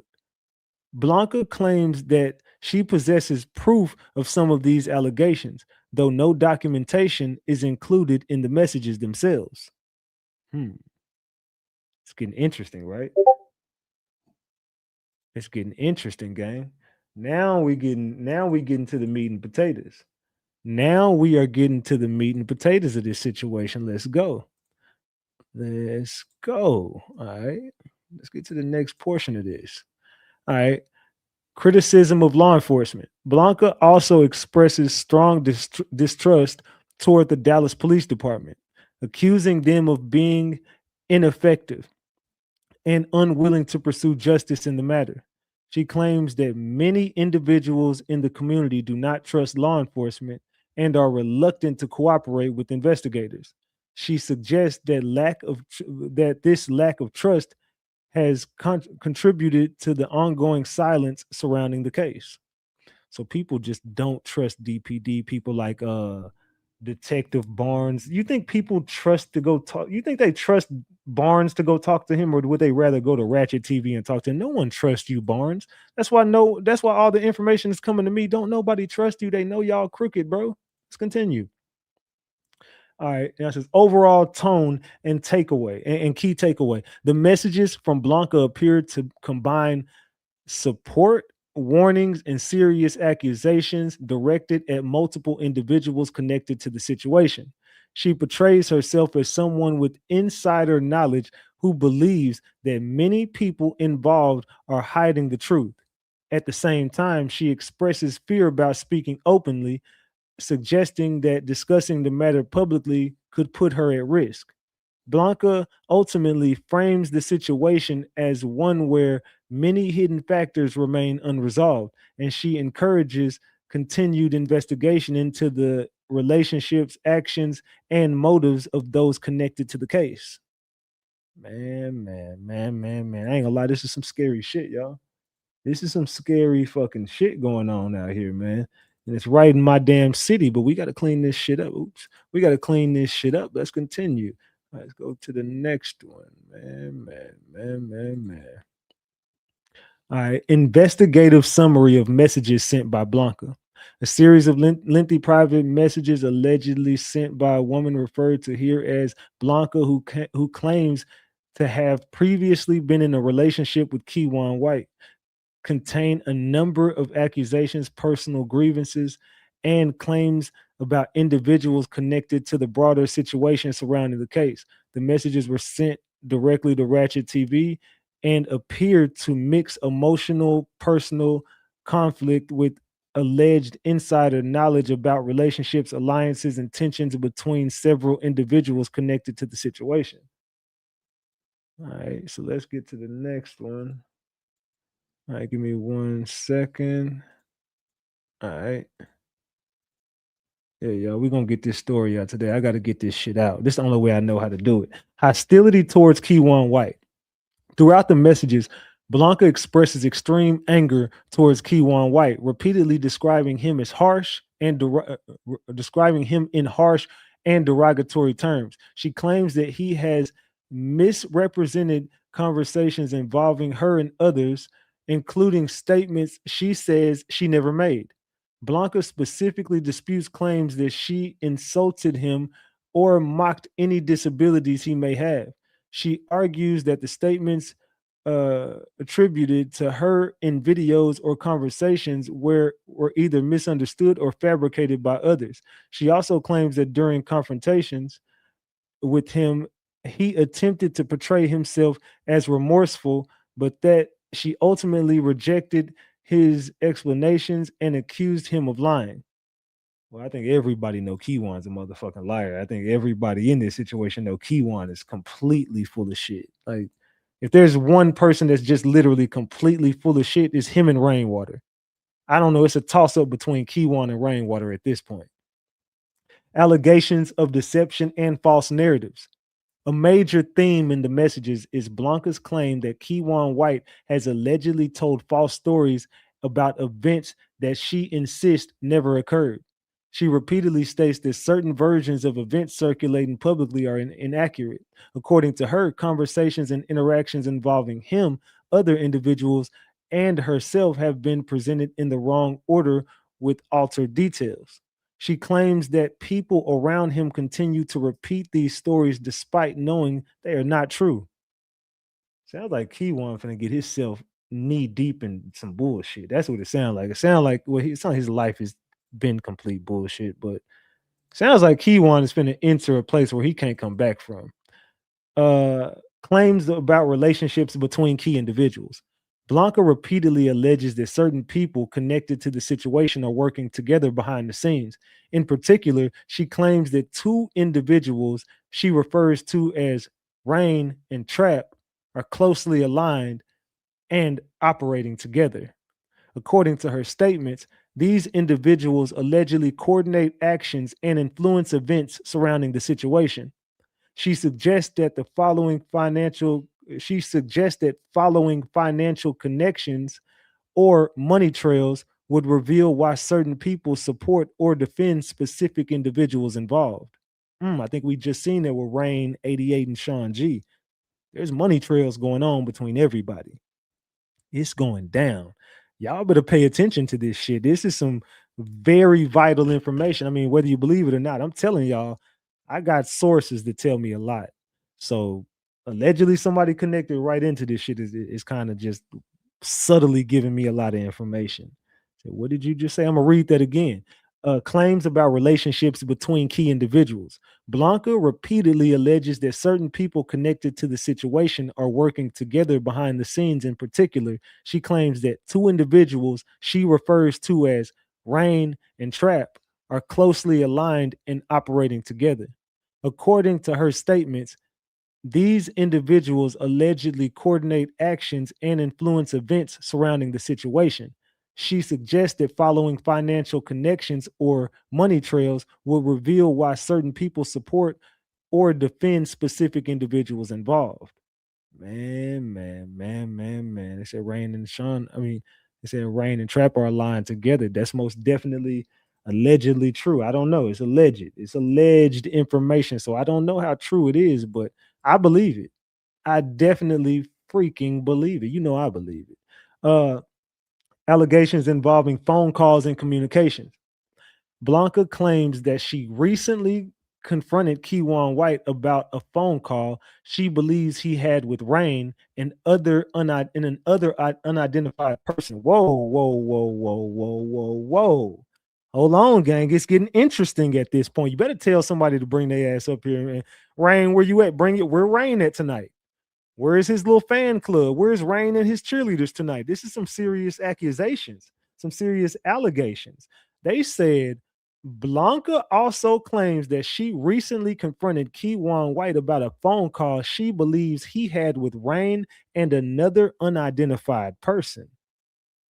Oh, shit. She states that she overheard or became aware of a conversation and questioned him directly about whether he was communicating with that individual. According to her account, he denied the interaction, but she claims she believes he was lying. Claims of monitoring and testing loyalty. Blanca describes a pattern in which she sometimes intentionally questions individuals around Keywan White in order to test whether they are telling the truth. Man, there's some serious shit going on. So they saying Rainwater and Keywan have spoken behind the scenes. Something is going on. Rainwater reached out to Keywan White. Keywan White and Rainwater have been speaking behind the scenes. What the fuck is whoa? What do you and Keywan White need to be discussing, Rainwater? That's what we want to know. We want to know what, because you have been so pressed about Keywan for a long time. You begged for his paperwork. You've been doing a lot of weird shit. She suggests that she believes some people close to him may be dishonest or secretly communicating with others behind his back. In these messages, she claims she has seen enough behavior from multiple people to convince her that several individuals cannot be trusted. Accusations towards multiple individuals. Blanca also directs hostility towards several other people she believes are connected to the situation. She accuses some individuals of lying, manipulating information, and participating in actions meant to discredit others. This is interesting. I can't lie, y'all. This is some interesting information. What are y'all thinking about this information? Is it interesting to y'all, or y'all think it's complete BS? Let me know in the chat. She also suggested several of the individuals around Keywan White are motivated by money, influence, or personal gain rather than loyalty. Claims about Dallas connections. Another part of the messages involves Blanca claiming that she has long-standing connections within Dallas, including areas such as Oak Cliff, West Dallas, Pleasant Grove, and other cities like Houston, Chicago, and New York. She states that she knows people across multiple communities and implies that she has access to information about what is happening behind the scenes. Man.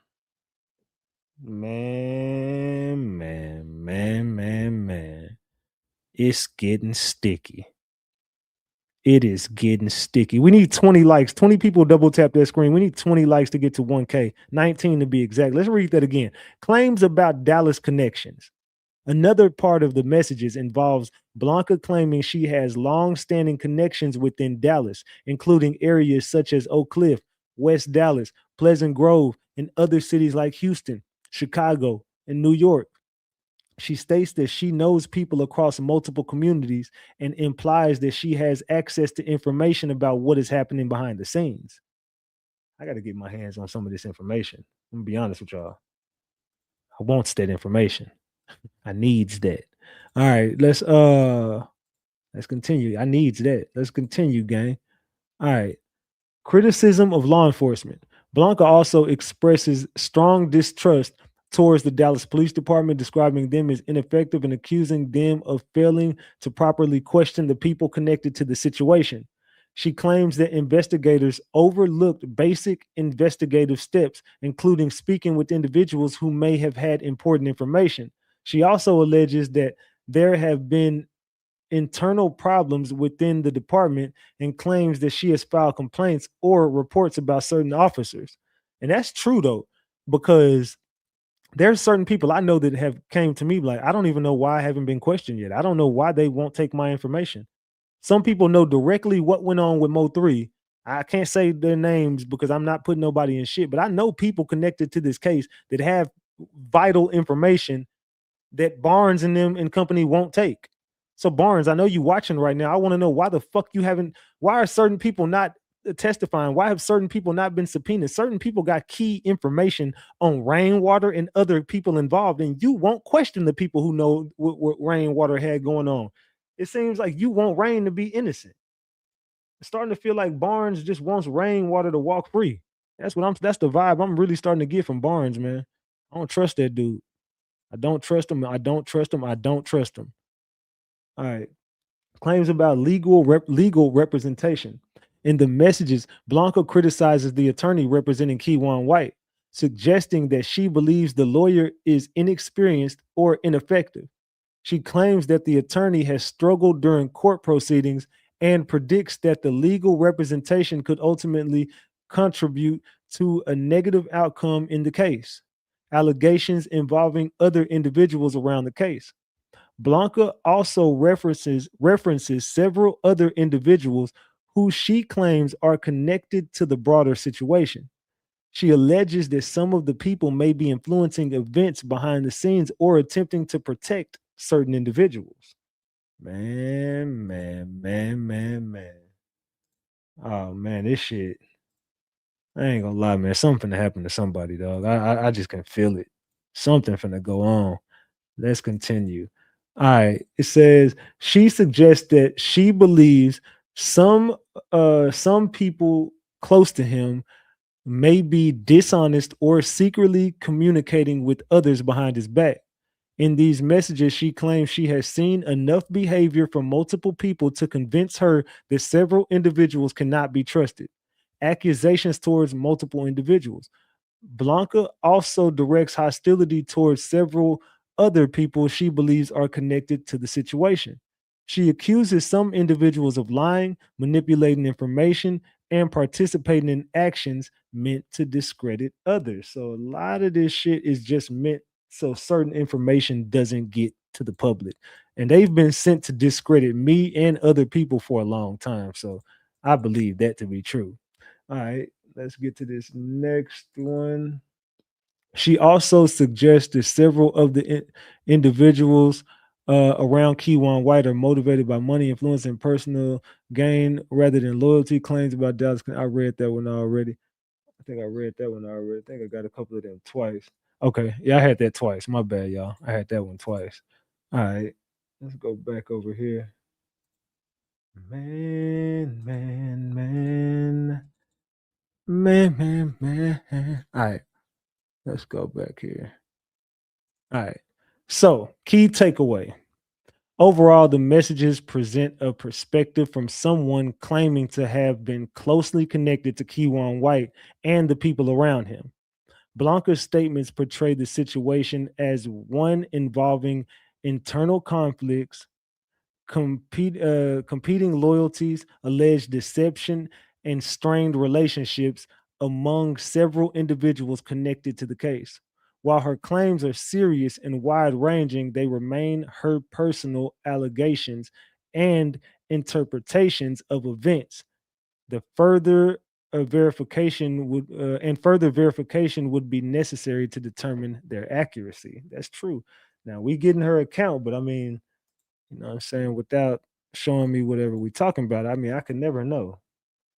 That I really never know, but let's get to it. We trying to figure this out. We trying to get to the bottom of it. And I feel like I will. I do feel like I will. So tonight I'm going to break down a series so this was basically tonight I broke down a series of messages with Blanca, and according to her, she was previously in a relationship with Keywan White, and she claims to have knowledge about people connected to the entire situation. Now, before we get into it, which we already did, but let me clarify this. These are her claims and statements, and they have not been independently verified, but the information she shared raises some serious questions about what may be happening behind the scenes. According to Blanca, there are several individuals around Keywan White who are not actually looking out for his best interest. She claims that some of the people who appear to be close to him could actually be monitoring him, manipulating him, or influencing the situation from behind the scenes. Man, Keywan, I told you to be careful, brother, but it's over for you. I don't give a damn what happened to you. They're gonna throw the book at your goofy ass, and I can't wait. I can't wait. All right. So she specifically suggests that certain individuals may have been placed around him intentionally in order to watch his movements and control the narrative surrounding the case. Blanca also referenced a man identified only as BR in the messages. She warned that this individual should be approached cautiously and claims that he prefers to operate through other people rather than dealing with issues directly. Another claim she made is that some of the people who have recently gotten close to Keywan may have been encouraged or directed by others to stay around him and keep tabs on his day-to-day activities. And that's Lawton. It's clear as day that Lawton is sent to that man. And he trusts him, and that's cool because Lawton is doing his job perfectly fine. But Lawton was sent in by them boys. Trust me and believe me, Lawton was sent in by them boys. And I'm talking about them gang members. In addition to that, Blanca also made claims that there is internal tension within Kiwan's circle, including among certain family members. According to her, some individuals close to him have privately expressed frustration or exhaustion regarding the situation. But one of the most serious parts of the messages involves Blanca claiming that several individuals connected to the case may have been involved in criminal activity. She alleges that there have been incidents involving attempting to harm her, narcotics activity, tampering with evidence, assisting others involved in crimes. So there is a whole criminal web that is going on here in Dallas, and that ain't a damn lie. I've been telling y'all that these people have a criminal organization going on. Also, we got now again, these are her allegations, but she claims that she has evidence to support them. Another interesting part of the messages is that Blanca strongly warned me about trusting other bloggers or online commentators covering the case. She suggests that some of these people in the online media space may have their own alliances or motives. She advises that while it's important to stay professional, it's also important to remain cautious about who is truly seeking truth. Blanca also expressed deep distrust towards the Dallas Police Department, saying that many people from the streets do not feel comfortable cooperating with law enforcement because they believe the system failed them. Now, that's facts. I know Dallas, Texas do not like calling the police. Ain't no way in hell they like fucking with the police out here. They know the police be tied in with them people. All right, let's continue. All right. She even suggested that some people feel the truth will only come out through independent investigation rather than official channels. Uh, Another important detail in these messages is that Blanca repeatedly asked that her communications remain private, stating that people in her personal circle have warned her not to speak about the situation publicly. She claims that revealing what she knows could create serious problems for her. So the big question here becomes this: what exactly does Blanca know? And if what she's saying has any truth behind it, how many people around this case are actually telling the full story? Mm, mm, mm, mm. Told y'all, boy, I got a good story time for y'all. I know y'all on the edge of y'all seats right now. Let's continue. Hold on. Give me a second. All right, let's go. Let's go to the next one. My bad. All right, y'all ready? Hold on. All right. And if what she's saying has any truth behind it, how many people around this case are actually telling the full story? Because if her claims are accurate, it would suggest there may be a lot more going on behind the scenes than what the public currently understands. Interesting. Interesting. And again, interesting. Let's continue. Uh the 7 most explosive claims in the messages. Number 1, people close to Keywan White may be monitoring or manipulating him. Number 2, certain individuals were allegedly placed around him intentionally to watch his activities. Number 3, a man referred to as BR was described as someone who operates through others rather than directly. Number 4, Blanca claims that some family members are frustrated with Keywan privately. Number 5, she alleges that multiple individuals connected to the situation have been involved in serious criminal activity, including evidence tampering. Number 6, she claims to have proof of these accusations, though it has not been presented publicly. Number 7, she says she has been warned or threatened not to speak publicly about this situation. So she's already said she cannot speak about this situation publicly, but they're giving me information that I got to give to y'all in a subtle way. And I think that I did it to the best of my abilities, giving y'all the information. Did y'all kind of understand the information? Let me know in the chat. What y'all think, man? Let me know in the chat. What do y'all think, man? Hold on. Oh, this Mink calling. Hold on. What's good? Huh? I'm on live. Yeah.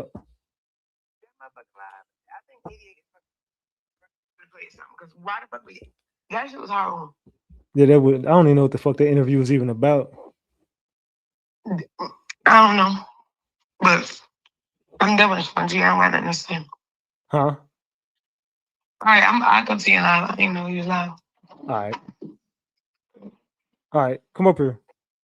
All right. That was Mink. That was Mink right there. Let me grab the damn link for her ass if she want to join. Yeah, it's a lot going on. I'm telling you, it was a weird thing. I don't know what to be honest, I don't know what the fuck is going on no more. These people got the game all fucked up. Sean G, he on his way back to jail. I'm just gonna tell y'all what it is. Rainwater connected, Sean G connected, 88 connected. I've been trying to tell y'all this. All three of them.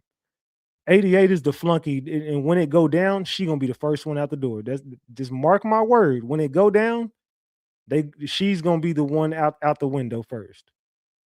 She up out of there. Trust me. And if it go down to where she got to tell on somebody, she telling everything.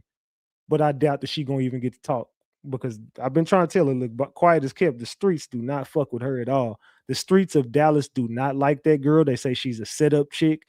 A lot of people got issues with her. She's not a very likable person, and when it go down, she gonna be the first one out the door. Just trust me and believe me when I tell y'all that. Like I said, I ain't going back and forth. I don't argue with people. Look, the only thing I know is I've been told what the warnings have been. This person been getting warned that I got the messages from. Everybody's getting warned behind the scenes about certain shit that's going on. A lot of people do not want the facts coming out about this MO3 case. A lot of people do not want the facts to come out about the MO3 case. So let's see. I said, let it go, let it go. I said, just let it go. I said, it's dangerous game. It said, it's a dangerous game that has been played, is what it sounds like to me. Yeah, it's a lot of dangerous shit going on in the city of Dallas, Texas. I'll tell you that right now. So you can rest assured that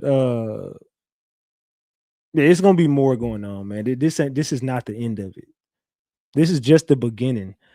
The case is not going to stop here. It's going to be more that comes out, and I have a feeling that I'm going to get my hand on the information that I need to get. I just got a feeling that I'm about to get my hands on this information that I really need to solve this case. Someone says Blanca sounds like a cartel allegedly.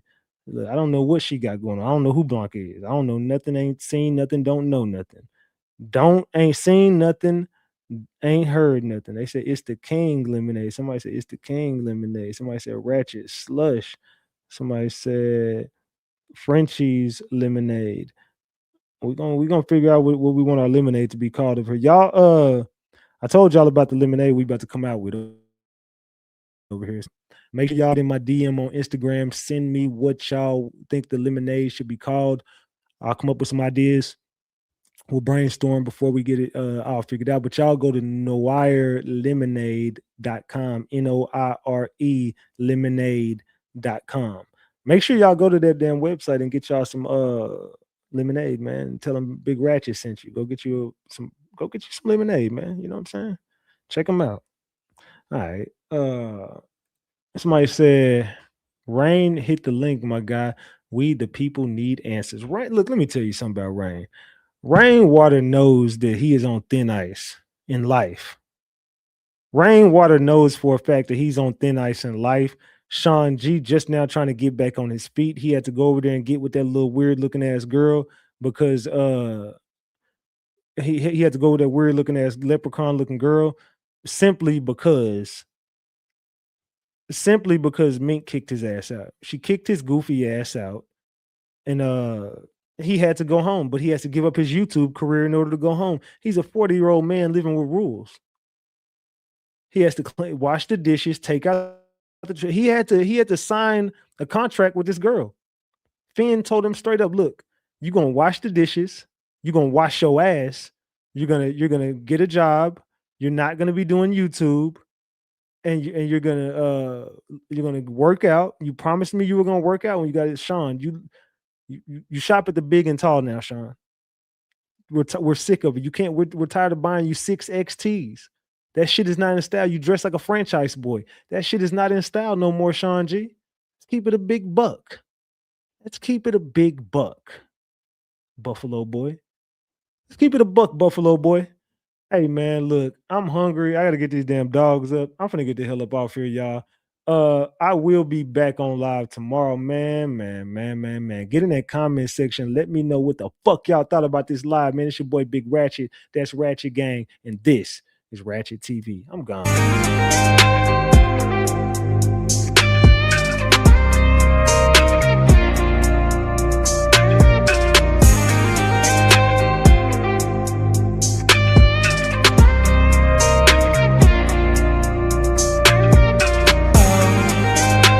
Somebody just like you, but then you walk on by, and I knew what I had to do. The way you're moving, seeking, you probably won't find her. Got her rocking my chain like I signed her. You gotta remember the nights where you lied. She cried if the shores didn't hide, get behind her. Trust me, I got her, it'll be alright. You had her in the dark, I'ma bring her to the light. Plus, he was stressing about paying off the lights. And if he get the tripping, then I'ma up pipe. I know that's what you like, cause you my little freak. And when you get to going, you be fucking up my sheets. And if he find out what we did last week, when you was supposed to be going out with your niece. But I'ma be quiet, cause I gotta keep it pee. And now you in the days, cause I got you getting weak. But don't fall in love, cause you know I'm for the streets. And he better not find out about me. And now she like, mess with my mind, turn down the lights, you know. I'm so into you,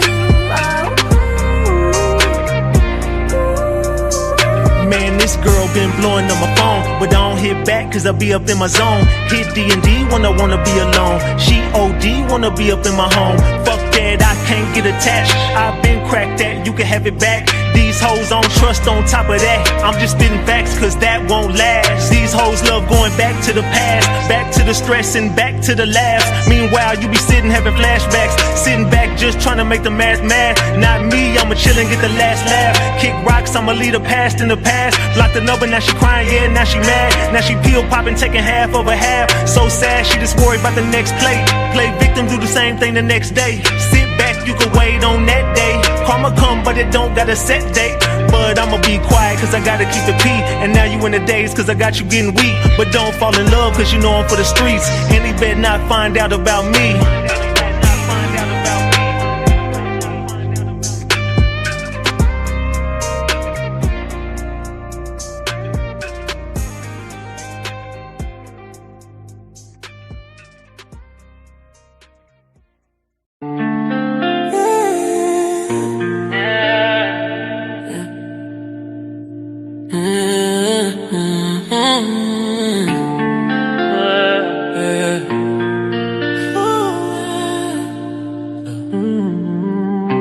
I done seen too many real ones fall, yeah.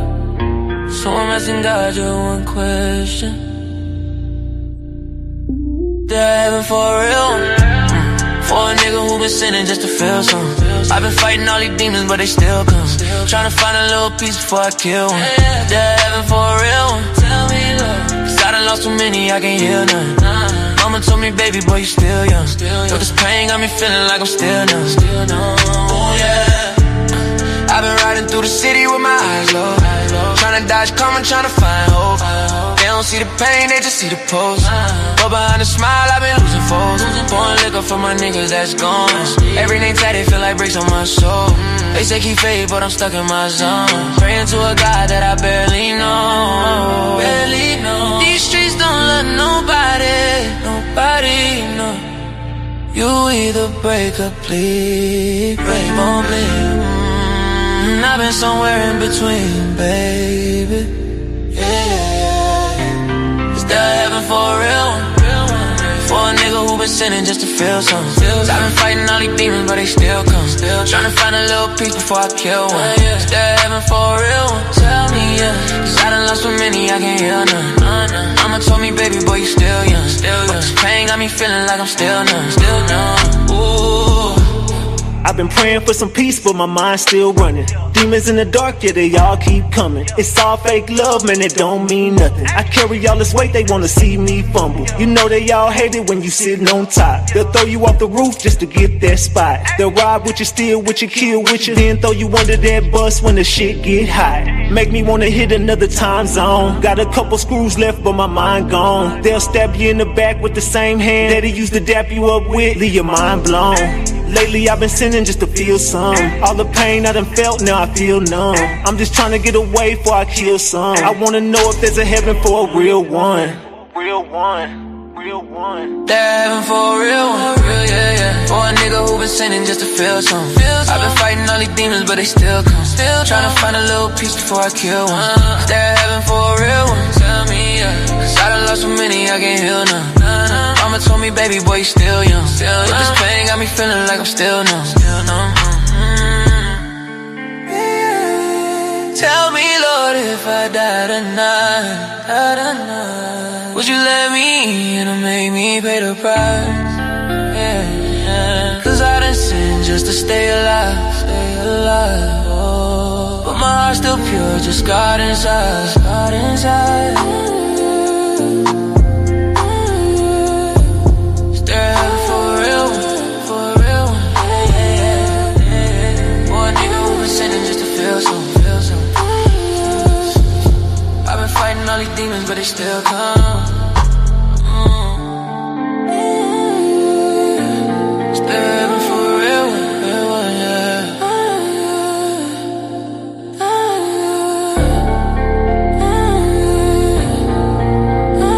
Still heaven for me, yeah.